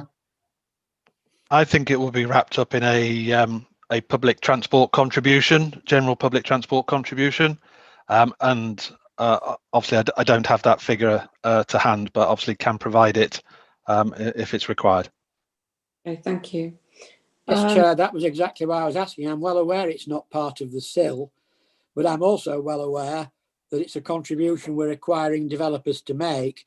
So that's why I want to know where it is and how much it is. Okay, well, you've had the answer that you'll get that information. Councillor Galton. Questions, Chair. Okay. Okay, can we approve the recommendations?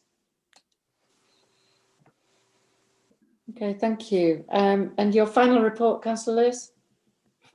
Thank you. My final report is the latest episode of financial health monitoring for the current year, which reflects the continuing impact of COVID on the council's budget, and we're predicting that moves forward. Obviously, there's still a number of months to report in this year, but at the moment, the good news, and I think this is really positive and credit to our officer team, is that despite everything that's happened this year, we are forecasting a balanced budget position. So we are not in a position of a number of authorities who are either have issued or considering Section 114 notices. We are predicting that we will balance our budget this year using our own resources. We don't need any special measures.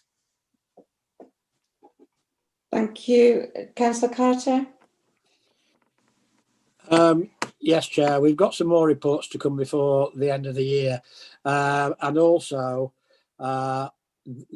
this situation has a direct impact on the coming financial year, the budget for which we are debating in a fortnight. So I'm going to reserve my position on this too, because I will be referring to it in the budget, and particularly the fact that we were reliant on a one-off reserve, the Merion House reserve, to balance this budget. And of course, a one-off reserve, when it's gone, it's gone. Okay. Thank you for those comments. Councillor Galton. Questions, Chair? Okay, can we approve the recommendations, noting Councillor Carter's comments? Thank you. Could we now move on to Councillor Mulheron's portfolio, please? Item 13. Thank you. I've got a number of these, so I'll maybe save any wrapping up comments for the last one. So the first report then is on the door-to-door community transport service, and this is to bring Executive Board up to date on the development of that scheme. It ran initially in Beeston and Holbeck from December 2019 through till March last year, and it's been developed in partnership with the Age-Friendly Leeds Board. The scheme offers responsive community transport bookable through a central booking service for older people, those with physical disabilities and mental health issues, from home, door to door to their destination. It can be booked in advance, can take people, for instance, to health appointments. It's a not-for-profit scheme, and the cost for the service user will be in line with existing private hire options, but then those costs obviously could be reduced if people are able to share the journey. But at the moment, that would be strictly limited to those within a support bubble. So the report also then sets out the ambition to create a wider pilot of the scheme through LIPTIP funding. And it sets out the areas that would cover. So to the southwest of the city, from inner south through Morley wards and Ardsley Robin Hood ward. And there are a number of significant risks that are very clearly listed in the appendix to the report, not least the ongoing impacts of the pandemic and whether or not the impact of that will allow it to proceed as currently planned. But I recommend the reports to Executive Board with those risks being drawn to your attention. Thank you. Councillor Carter? Yes, notwithstanding those risks, I think it's right to try and move ahead. So I welcome the report. It is a pilot, and hopefully, if successful, and when the pandemic goes, it's something that can be looked at, if successful, elsewhere in the city. Thank you. Councillor Galton? Thanks, Chair. I'm going to reserve my position on this one. I have some very big questions that no one has been able to actually answer for me. It's a very large amount of money, with £750,000 just being invested to develop a potential scheme. The area that it covers is inner and outer south areas of Leeds, bar one ward, which is Rothwell, and no one gives me a decent explanation as to why that is the case. The majority of people that I know that are in the demography which is referred to as in need of this service quite happily use taxi services to carry out what this service hopes to deliver. And I don't think this paper has actually offered us, as decision makers at Executive Board, assurance that this isn't in some way duplicating a service which is already being delivered by the private sector and a part of the private sector which is quite significantly enhanced and subsidised by the council already, and who you would expect to be delivering that service with a high quality standard in terms of how it approaches people in specific disability profiles, etc. So, as I said, I reserve my position on this because I'm not quite comfortable that this scheme is worked up to the standard that you would expect it to get to Executive Board. Thank you, Chair. Councillor Harron, do you want anyone to come back on with a response to Councillor Galton? I think Sarah, who is the author of the report, is actually joining the meeting. Oh, there you are on the screen. I don't know if you would like her to respond to any specific comments. I just welcome Councillor Carter's comments that this is, of course, a pilot and it's testing out the effectiveness of this mode of delivery for a service that certainly in parts of my ward is very much in need. Okay, Sarah, are there any comments you'd like to come back with in response to Councillor Galton? Yes, so in relation to the amount of money for the potential scheme, I can certainly provide a breakdown of what that will pay for. It covers the marketing, communications and engagement, the technical system development required, any requirements for participating community transport provision to enable them to participate, such as licensing, training, any tech devices or subsidy operating costs. It also covers officer resource in terms of any procurement and stakeholder engagement, and also any third-party support to provide specialist expertise around user research and the evaluation of the pilot.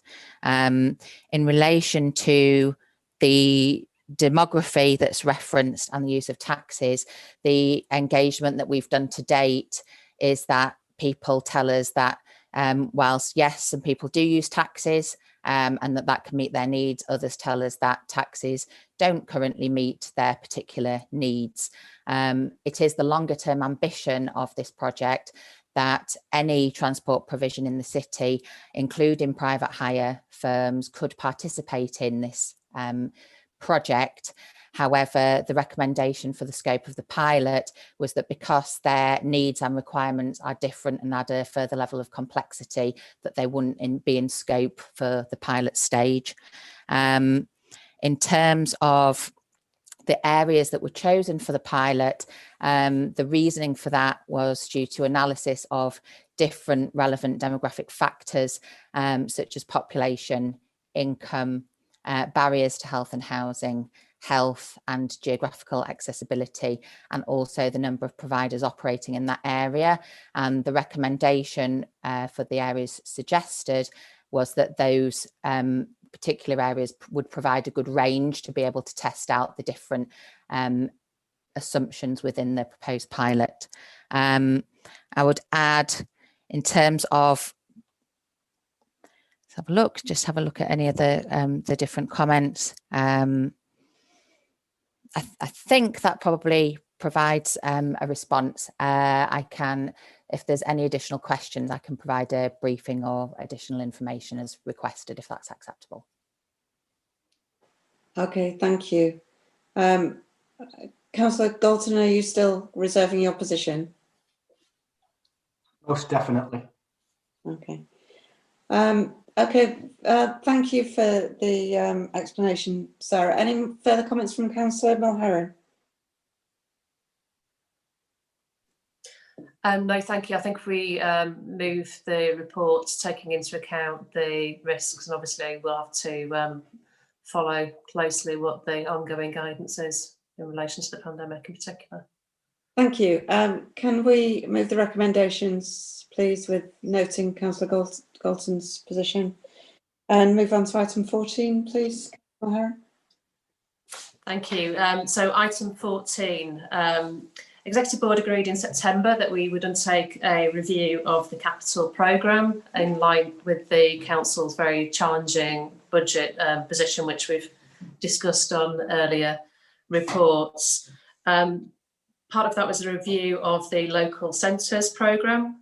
So the review took into account the level of development of the various schemes listed in the report, and Executive Board had asked to note the impacts of the pandemic across the progress of those schemes, to agree the approach taken to revising the scope of the programme, to agree the schemes to be taken forward that's set out in paragraph 3.13, and the reduced figure of £1.862 million to be retained as an injection into the capital programme to progress these schemes.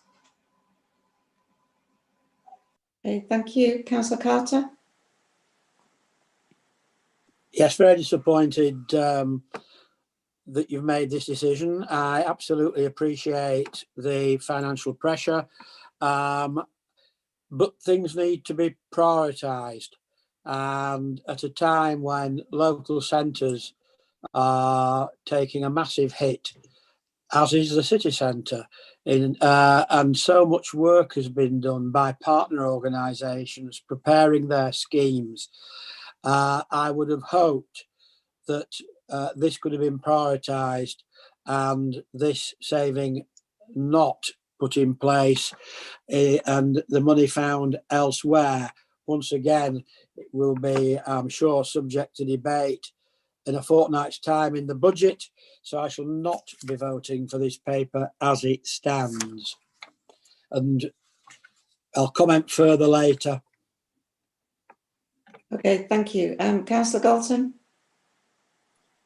Thanks, Chair. I reserve my position as well and endorse the comments about how it's unfortunate that we are cutting back investment in our local centres on the same agenda where we are applauding ourselves for investment in our city centre. Okay, with that, can we approve the recommendations, noting those comments? Next item, please, Councillor Mulherron. Thank you, Leader. Look forward to seeing where that funding is going to come from when we discuss it at the council meeting on the last item.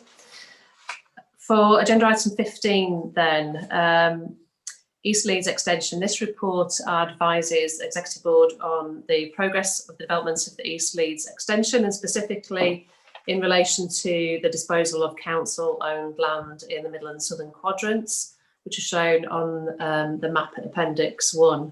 As members know, the East Leeds Extension is the largest single area of land allocated for housing in the city, with up to 5,000 new homes to be built.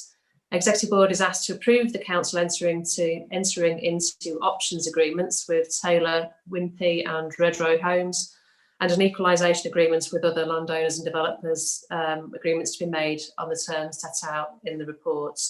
In addition, Executive Board are asked to approve the specific principles as identified and ensure that the land is used as stated. Okay, thank you. Councillor Carter? Yes, I'm in favour of the report. I have a specific comment I want to make in a moment, but I've received a very thorough and detailed briefing on this, as I have throughout the saga of the East Leeds extension. So I hope we're going to continue to get briefed as this very complicated land deal moves forward. It is complicated, and it's extremely strategically important, as has already been alluded to. So the point I want to raise actually relates to secondary education, because part of this report refers to the provision of a new primary school, which will quite clearly be needed. But what about secondary school education? At the moment, already young people are being shipped to Wetherby and Boston Spa. And I would have thought environmentally, it's not good for the kids to have to travel so far. Furthermore, it's not good for the environment. So what consideration is being given to additional secondary school provision in the area? Now, I appreciate that you may not be able to answer that straight away, but I would like to have a briefing note on that because it is important. Okay. Martin, do you want to comment on that, or do you want to pick up the suggestion? Just to say to Councillor Carter, the point you raise is a clear consideration that we have. I'm happy to brief you on that along with Sal Tariq from Children's Services, so you understand where we stand on that matter. I was going to say it's part of a much bigger picture, isn't it? It is. There needs to be some joined up thinking here. Yeah, I think there is, but we obviously need to make sure you get the right information. Thank you. Councillor Galton. No questions, Chair. Okay, thank you. Could we approve the recommendations for this paper, please? Item 15. I'm going to suggest that we take a 5-minute comfort break, if that's acceptable to everyone. We have been going for almost 2 hours. I think we do need a 5-minute break. Should we do that now? Is that okay, Jared? Can you arrange to turn the recording off? We can sort a breakout, Chair, but in terms of what we would normally do is keep the recording going, but we'd put an adjournment slide up and mute everybody's microphones and things. So. Okay, can you do that immediately, or should we take the next item while you're sorting that out? Is it possible to take the next item, Chair, if that's possible, just for the practicalities? Is that okay? Sorry. No, that's fine. That's okay. Item 16 then, please, the Corn Exchange. Thank you. So item 16 is mine as well. This is a very exciting report about the improvements that are going to be made to the public realm around the iconic building that is the Corn Exchange in Leeds. It's going to create a much better public open space with street trees, so greener, more pleasant environments for walking, cycling and relaxing in the area which hosts that historic building. I'd like to congratulate officers on the successful bid to the Grey to Green Fund and recommend the report to Executive Board. Okay, thank you. Councillor Carter. Yes, I'm supportive of this, and I know that the scheme cost is 1.5 million, 2/3 of which is from government grant, including the shovel ready grant. So when you take into the fact that there is also a private sector contribution, I think the net cost to the council is 300,000 for a 1.5 million pound scheme. So in terms of cost effectiveness, it's to be welcome, but I also know the area very well, and it certainly is at the moment looks pretty sorry in parts around there, and this will help to revitalise it no end. So I welcome it. Okay, thank you. Councillor Galton. And I'm reserving my position, Chair. Okay. Right, with no explanation, but that's fine. Can we? Excuse me, Chair. Can we ask Councillor Galton? Does he then think we should hand £1.1 million back to the government? I think if he's reserving his position, we need to know what his stance is. Well, Councillor Carter, you might call it all government money, but since local government isn't funded directly from its own fiscal powers, virtually all of our budget comes directly from central government. So I don't think this scheme should be applauded just for that. There are different choices about how you allocate some of that money you get from government, and connecting Leeds programme is one which isn't necessarily associated with this particular project. I appreciate that the Greater Green is, but other parts of it aren't. Okay, well, I think we'll draw a line under that little exchange. Only for now. The opposition members, quite an interesting insight. Thank you. Can we approve the recommendations with those comments noted? Are we ready now to have a 5-minute break? That's fine, Chair. Yes, no problem. Is everybody happy with 5 minutes? I'm sure that's long enough. Yep. Okay. So by my reckoning, we will reconvene at 3 minutes past 3 or 2 minutes past 3. Okay. Thank you very much.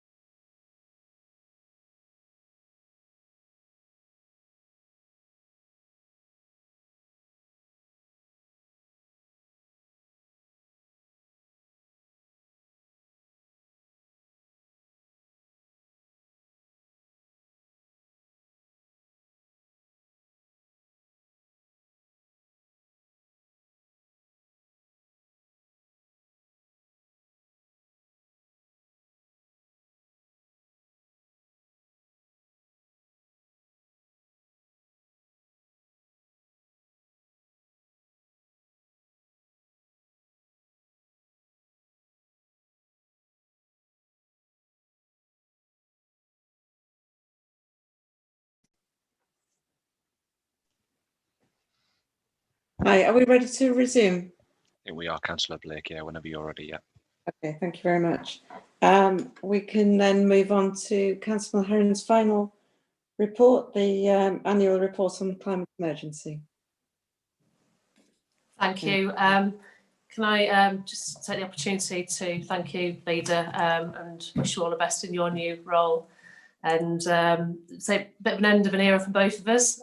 My final report to Executive Board as well. I think I started out, Councillor Lewis was trying to remember how many portfolios I'd had. I think the first Executive Board I presented a report at, I was actually a Deputy Exec Member for Councillor Ogilvie at the time for Leisure.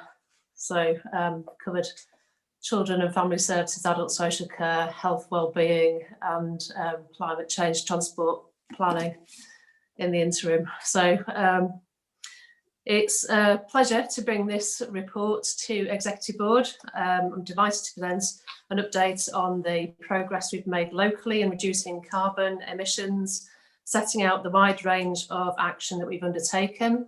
This is the second of our annual reports on the climate emergency.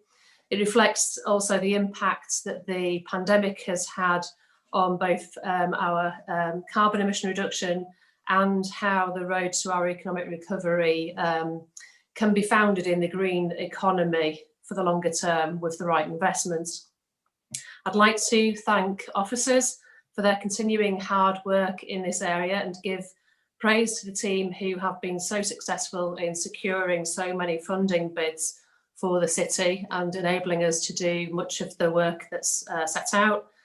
And particularly like to thank Polly, who not only was leading this work over the last year, but also simultaneously getting the food distribution network for the city up and running to ensure that everybody in the city had access to food supplies. So Executive Board is asked to note the intention to report scope-free emissions, consumption-based emissions in next year's annual reports, and the intention to bring a domestic energy strategy to Executive Board in the summer. And with that, I'd just like to again say I think there's been exceptional progress over the last 12 months, which we do need to continue if we're going to meet our targets. Okay, thank you very much. Can I move on to Councillor Carter, please? Yes, I generally welcome the report. My concerns, I've said before, is the different timescales that everybody seems to be working to. I mean, the government have two different timescales depending on what area of the agenda you look at. The council has two, and WICA has another two. And I do wish ranging between 2030 and 2050. And I understand it's very complicated. And if we hit all the targets, then it will be, I think, a major achievement. And we are making progress on every front. But it's extremely confusing to a lot of people that we have these varying timescales. Can't we at least in the West Yorkshire combined authority area, the new mayoral authority area, try and tie our targets up together with the same time frame around what it is in our power to control? And I stress that because we have quite a number of areas in the agenda which are of climate change, which are clearly not in our control. So I understand that, but if we could have some more alignment across West Yorkshire, I think it would be quite helpful. I'd like a comment on that, please. I can say it wasn't for want of trying. I am aware of that, which is why I've asked the question. We had we were very early on in making our declaration, and we laid out ambition, and I did make the case that I felt that our ambition should be reflected at a West Yorkshire level, but that's the situation that we're in. I don't know if Polly, if you want to make any comment. I think the wording actually reflects the fact that that there are differences between the is fine. To be fair, it is very balanced in that respect. I accept that. Okay, well, I think we'll probably leave it there, but recognising that this is an ongoing debate, and we have to maintain our ambition in light of the actual crisis that we're facing, and that it is an emergency. Councillor Galton, do you want to come in before I bring Councillor Mulheron back in? Yeah, thanks, Chair. I mean, a lot of the issues that are here in this report have been discussed elsewhere. One of the frustrations I do have as somebody who's fully committed to our climate change targets is there's very little measurement of how well we're doing. You know, like on the old Blue Peter appeals, you'd have some gauge as to how far you were towards your target. They seem to have disappeared a little bit from the reports that we're getting on climate change. And in terms of that big ask from the community out there that we're meant to be shaping their and enabling their ambitions, there doesn't seem to be a big message. And in the recommendations, there are only two, and both of them are to note something. But the second one talks about the council's intention to bring a domestic energy strategy to executive board in the summer.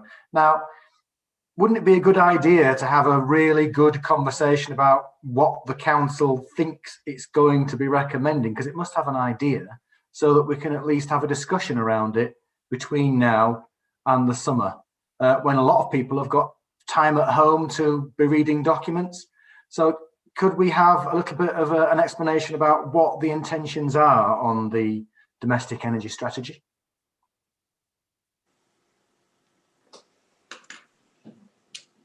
Polly, would you like to pick that up? Oh, Polly, you look as though you're unmuted, but we can't hear you. Okay, can you hear me now? Thank you. Yeah.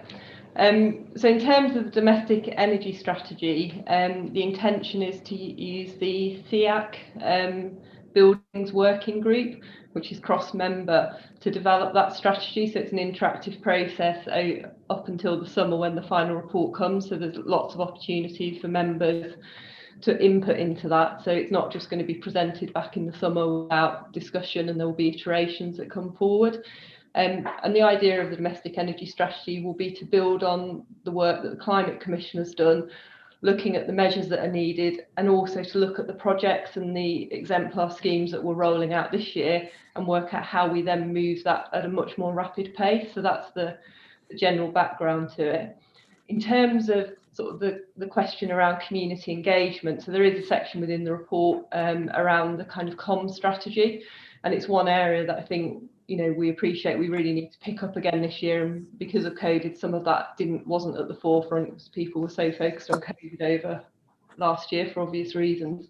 So, and what we're looking to do is use more hyper-local communication and use a lot of things that already exist, so like local Facebook groups and things, and really try and get more peer-to-peer communication. So when people make changes to their own properties or are involved in food growing or whatever it is, that we're helping other people to communicate, because we think that's probably more effective.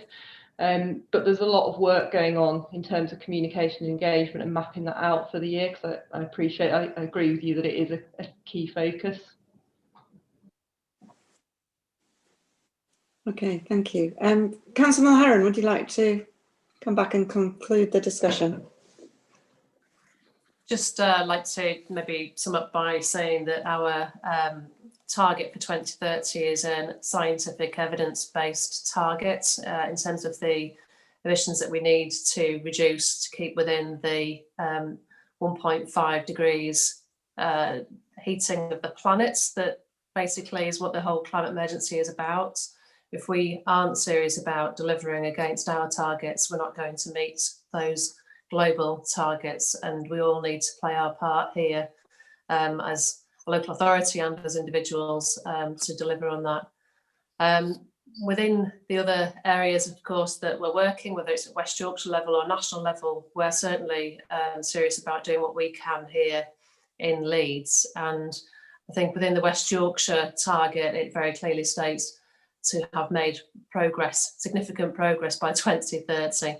And Leeds is leading the way on that. And I think we should all be proud of the fact that this city is leading the way. Okay, thank you very much. And I just want to finish by thanking you for your leadership in this area, Councillor Mulher. And I know going on to the back benches that you won't be losing any of your enthusiasm and interest in the area, and you will be sort of watching progress with great interest, and will no doubt continue to comment and have an input as we take this really important area forward. And thank you again for all you've done. And I think actually you trump Councillor Lewis in terms of our involvement working together. We go back before I was even elected in Wheatwood, so it's been an extraordinary time over the last 25 years or so. So thank you. Can we move the recommendations within item 17 and move on to Councillor Pryor, please? Thank you, Leader. So my first paper is a consultation on proposals to establish resource provision at Bishop Young and St Margaret's. Obviously, for maintained schools like St Margaret's, the local authority is the decision maker, and academies like Bishop Young, it's the trust. For St Margaret's, the consultation was for a 12-place resource provision for children with complex communication difficulties, including those on the autistic spectrum. The proposal for Bishop Young is a 30-place provision for children with similar needs. The Trust Board for Bishop Young have met and voted to approve the proposal. Both of these are to deliver places in 2021. On consultations, there's overwhelming support for both. I think 75% on St Margaret's and 98% on Bishop Young. I'll leave it at that. Thank you. Councillor Carter. Yes, happy to support, Chair. Thank you. Councillor Galton. Likewise, Chair. Okay, can we approve the recommendation? Move on to your next report, item 19. Fabulous. So that my second paper is to permanently increase learning places at West Oaks from 350 to 500 from this September. There was one formal objection, and as per the way we do those now, I met with Councillor Lamb to see whether this objection warranted scrutiny board. We agreed it didn't. So happy to propose this. Okay, thank you.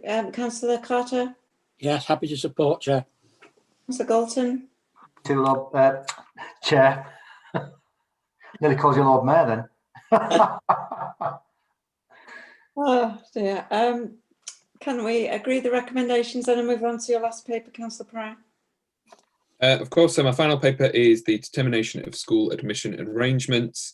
We have two changes proposed. The first is an extension of the catchment area for Lawnswood, and secondly, a reduction in the PAN for St Bartholomew's. Okay, Councillor Carter. Yes, I'm going to reserve my position on this. Reason being, I've quite a number of concerns relating to the way in which some of the lines appear to be drawn. And I'm not for 1 minute suggesting we can reinvent the wheel here, because clearly we can't. But it is very odd that we've got lines that go through not just the middle of estates, but up the middle of streets with one. And I appreciate how complicated it is, and I appreciate that it's been through various different stages of discussion. But I'm going to reserve my position. Okay, thank you. If I could just make a general point on that. I mean, Councillor Carter is right. It is an incredibly difficult situation.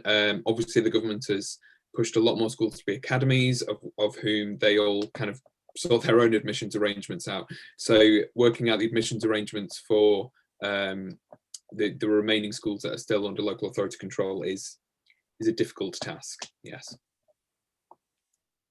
Okay, thank you. Councillor Galton, any comments on this paper? I'm happy to support, Chair. Okay, thank you. Gerard,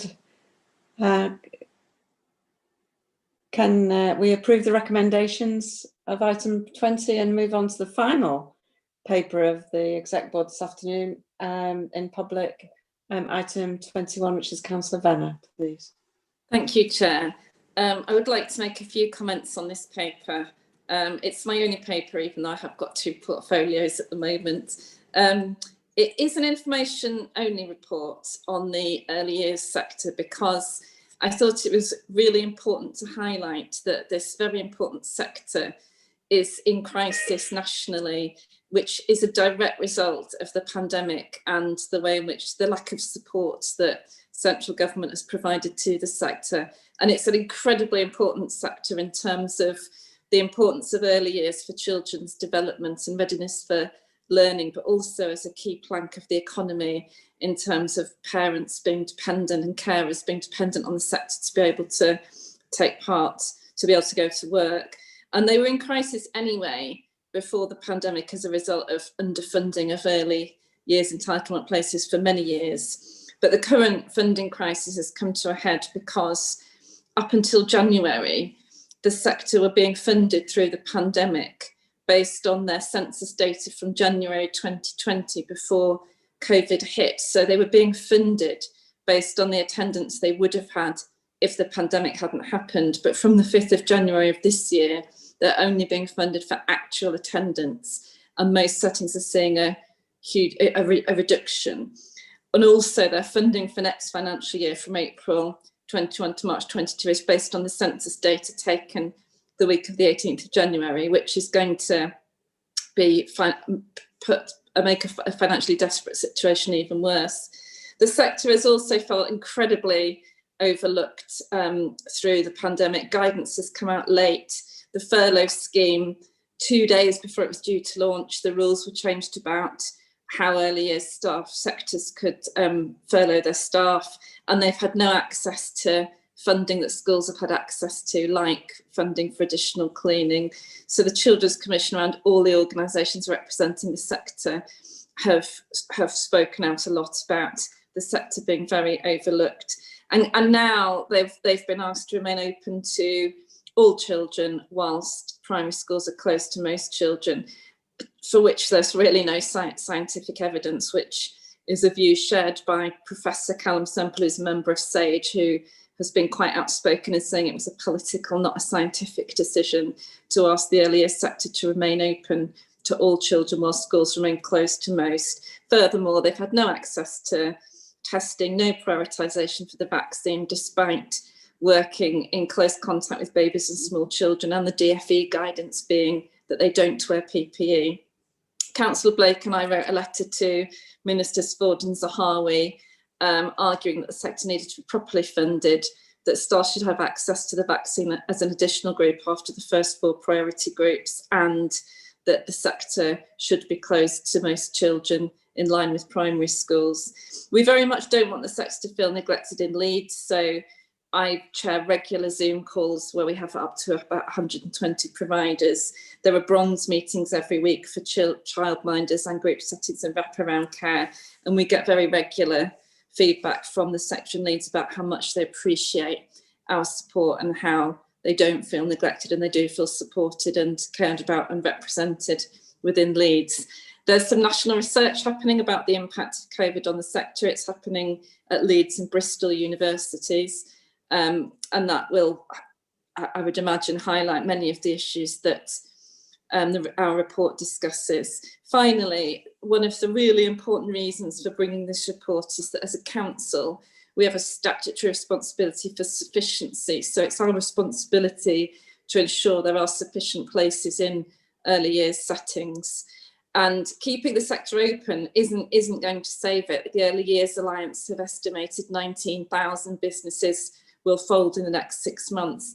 Now, we don't so far have sufficiency issues in Leeds. We have been able to find places for anyone who needs them. But where we do have a particular pressure is around wraparound care, so the before and after school care. So we need to keep a really close eye on the sector to make sure that we do have a sufficiency of places, because we need the sector. It's really important for the people who rely on it, the children, and the people who work in the sector. So with those comments, I'd recommend the report, Chair. Thank you. Thank you. Thank you very much. Councillor Carter. Yes, I've a lot of sympathy with what's just been said. I'm sure we've all had a lot of representations from various different organisations providing early years and preschool childcare. I want to ask whether we have inquired from government whether we could use any of the funding streams that we've been given for COVID relief for this sector. And if we have, what's the answer been? And if we haven't, why haven't we?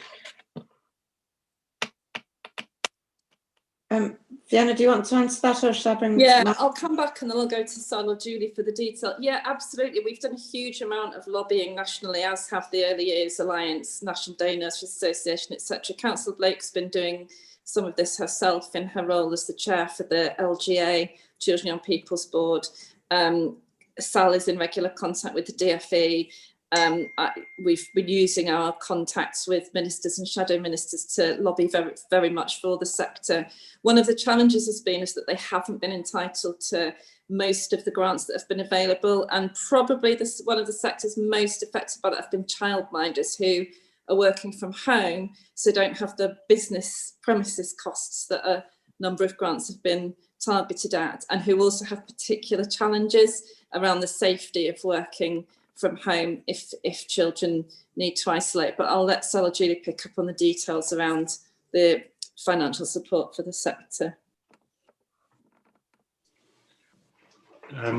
Julie, do you want to come in on the detail? I mean, I would just say that in the conversations that we've had with Department for Education, this is a matter that is on our discussion list almost on a weekly basis, particularly in this last period of lockdown, and we've not been able to identify financial support in the way that the sector requires through that period. So we continue to raise it through all of the routes that Councillor Venner talked about, but I am in regular conversations about it with the DFE, and we've not been able to find additional financial support for the sector.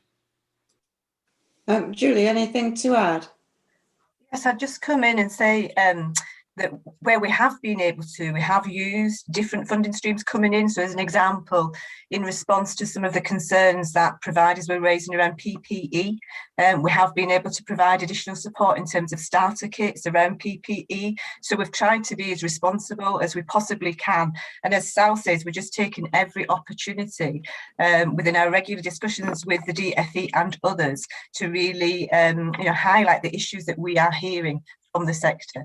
We have been able to, we have provided additional support through different funding streams. Okay, Martin, do you have any further details to add? Yeah, thank you, Councillor Blake. You'll have to forgive me, but my internet cut out, so I'm not sure if I fully got the question. But in terms of government support, you'll be aware, Councillor Carter, of the monies we've been provided to give grant support to organisations. Some of that is discretionary in terms of how the council develops those schemes. One of our discretionary schemes has been for the smaller businesses. That does include home-based businesses, as Councillor Venner outlined, and within a scheme that looked at providing support for leisure, hospitality and retail, we specifically included childcare providers within that scheme, recognising the importance of that sector in the context of the economy. The precise numbers who've received support from childcare providers as part of that scheme, I can advise you on separately, but I can confirm that they were specifically identified as one of the sectors. And of course, one of the complications is how the funding is set for the academic year ahead. And I think all the conversation we've had now just reflects how complicated the funding is for this sector, and the fact that actually the furlough arrangements were changed, weren't they, in the first lockdown in midstream. So there's been a huge amount of anxiety and concern, but from a sector that is incredibly dedicated to the work that they do and to the children in particular, and we're talking about as well. So it's not just a question of enabling parents to go to work, but they are responsible for some of the most vulnerable children in our cities. So a really valuable area of work, and it has been frustrating just how much effort we've all had to put in to getting the recognition and the debate where it needs to be. But I pay tribute to Councillor Venner and all of the officers for just keeping going and keeping that dialogue going. And I know from feedback that many other places in the country don't have the richness and the depth of the relationship that you've managed to achieve. And I think it's provided enormous comfort as well as real support in terms of enabling them to keep going. The biggest risk is for for those providers who are very concerned that they might not be able to keep going.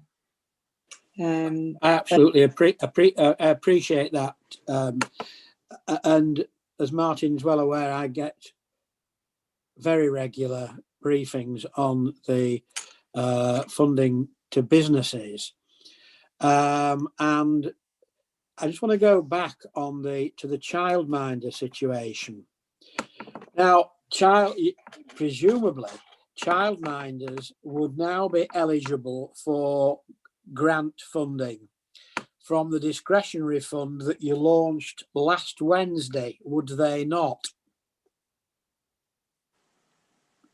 Martin, are you? Yeah, that's correct, Councillor Blake. They were eligible in the scheme that we had open at the back end of last year as well. Yes, I'm aware of that. What worries me is that the discretionary grant scheme that you currently have that opened up only last Wednesday closes next Wednesday. Now, if we're serious about this, we need to, I think, look at some targeting after next Wednesday if we have any balances in the funds. Downside to that, we may not be allowed to. It may be that the fund has to close, and that's part of the national instruction, if you like, as it is government money. But I think we need to look at how flexible we can be, and I'd like someone to come back to me on that. Not now, but I'd like someone to come back to me. Okay, I'm sure we'll provide the detail. Yeah, I can pick that up, Councillor Blake. Okay. Thank you. Has everyone commented who would like to comment on this? Oh, Councillor Galton, come in, please. Sorry. Yeah, I won't be here too long. Don't worry. Yes, I was very interested in this paper because it didn't seem to come to a council delivery-based conclusion. And it's obvious that the dilemma that a lot of our childcare settings are in, and it's good that the council recognises it and gathers the information to offer a city perspective. And I was just looking at the recommendations in terms of what the council is going to do, and it sort of reads to me like a white paper. And I thought, well, in the comments of Councillor Carter today, and perhaps the recommendations could be the basis of a letter that could be sent to the minister to point out how this is a general concern in the city, that no specific scheme has been produced to support the childcare settings, and that the reliance on general schemes isn't quite making the cut. So I'd be happy to go along with that. And then secondly, I'm concerned around the little owl settings, because the tensions that the council has mentioned here for the general market will have a particular resonance for their own venues. And I know that families in my own ward were very unhappy to have their Little Owls nursery closed, and it remains closed. And a similar situation has happened in Garforth. And the report talks about how private fee income is down 37%, but it might go up. And could we have an update on the council's own business model and how we feel about our own children's centres, Little Owl settings? Because one of the things that the council has been very proud of in children's services is the ability to keep children's centres open, and the income that's derived from those Little Owl settings is key to enabling that to continue. Thanks, Chair. Okay, Councillor Venner, do you want to come back in and bring in? Yeah, I'll respond to the first point, and then I'll bring in probably Julie, I think, to respond to the issue around the sustainability of Little Owls. In terms of the recommendations, I'd be really happy if we wanted to do an additional letter to the Minister. As I mentioned in my introductory comments, Councillor Blake and I have already written to Vicky Ford and Nadeem Zahawi about the financial precarious nature of the sector and the issues around vaccination and testing. The recommendations reflect really the fact that what the sector needs is not in our gift as a council. The sector needs proper central government funding in order to ensure its sustainability. And then also the issues around vaccination are centrally and NHS driven rather than in the discretion of the council. So the recommendations reflect the fact that our role, as well as the coordination role that we've had across the sector, and we've provided information consistently through our family information service. We've had bronze meetings, we've had the Zoom calls that I chair. One of our main roles that we've been able to support the sector is through lobbying, but it's lobbying government to do the things we don't have the power to do ourselves, and I feel that's reflected in the recommendations. And I'll pass to Julie, or maybe Sal, but I think probably Julie, in terms of Little Owls and our sustainability. Thank you. Thank you, Councillor Venner. I'm happy to come in. In terms of our own model and our business model in terms of Little Owls, that is something that we are constantly reviewing, revising, clearly working with finance colleagues, with HR colleagues. So it's something that we scrutinise constantly. In relation to the Little Owls provision in your ward, Councillor Galton, the plan is for that to open in March. And clearly the service is progressing that and really keen to do that as soon as we possibly can. If we can do it before, we absolutely will. But as you would expect in terms of sufficiency, I think the interesting thing as well, I think certainly the feedback that we've had from the bronze meetings with the childcare providers across the city is that actually we have used, I suppose, expertise developed in our own model, and we've shared that with the wider sector. So as an example, the most recent bronze meeting that we were on, we had agreed to share some of our risk assessments and some of those templates. So I suppose we do share best practice in relation to our model, in relation to our financial sustainability, but also in relation to best practice in terms of meeting the needs of children and families, and especially within the current context of COVID, in the way in which we've adapted and responded and amended our practice to the current situation. Chair, could I just come back in here, because I think we're getting confused if we're not careful. There are three strands to this as I see it. There's the immediate COVID issue and whether there's been sufficient priority given to financial support for early years. There's then the issue of vaccination. There's then the issue of the long-term sustainability of the sector and making sure that that is properly recognised. Now, those are three separate issues, and I would certainly not start calling on the government to alter the prioritisation of vaccinations. It opens all sorts of other cans of worms, and the government must press on with the way in which they have decided to do it. And if they amend it, they amend it. I would not get involved with that. It opens up the final strand, long-term funding, I'm more than happy to look at what we can do, and certainly the first strand, looking at more immediate support fairly quickly. It seems to me, or giving the council some more discretion over funding that it will ultimately get from the government. Fine. But I don't please, let's get the three agendas mixed up here, because otherwise there will be a parting of the ways. Just to say that the government is interested in listening to evidence about the next phase of the vaccination programme in terms of the key workers, and they are. Julie, no, I understand entirely. I understand that, but it is their decision to make. Well, no, because they're asking for information, and now, as a result of the different interests coming in from around the country, they are now starting to talk about teachers and early year settings being part of that programme, and it is a response to the concerns that have been raised from right around the country. So I think it has been a legitimate point to raise with them. But you're right in terms of seeking clarity in the different strands of a very, very complex area indeed. Fiona, do you want to come back in and conclude this item?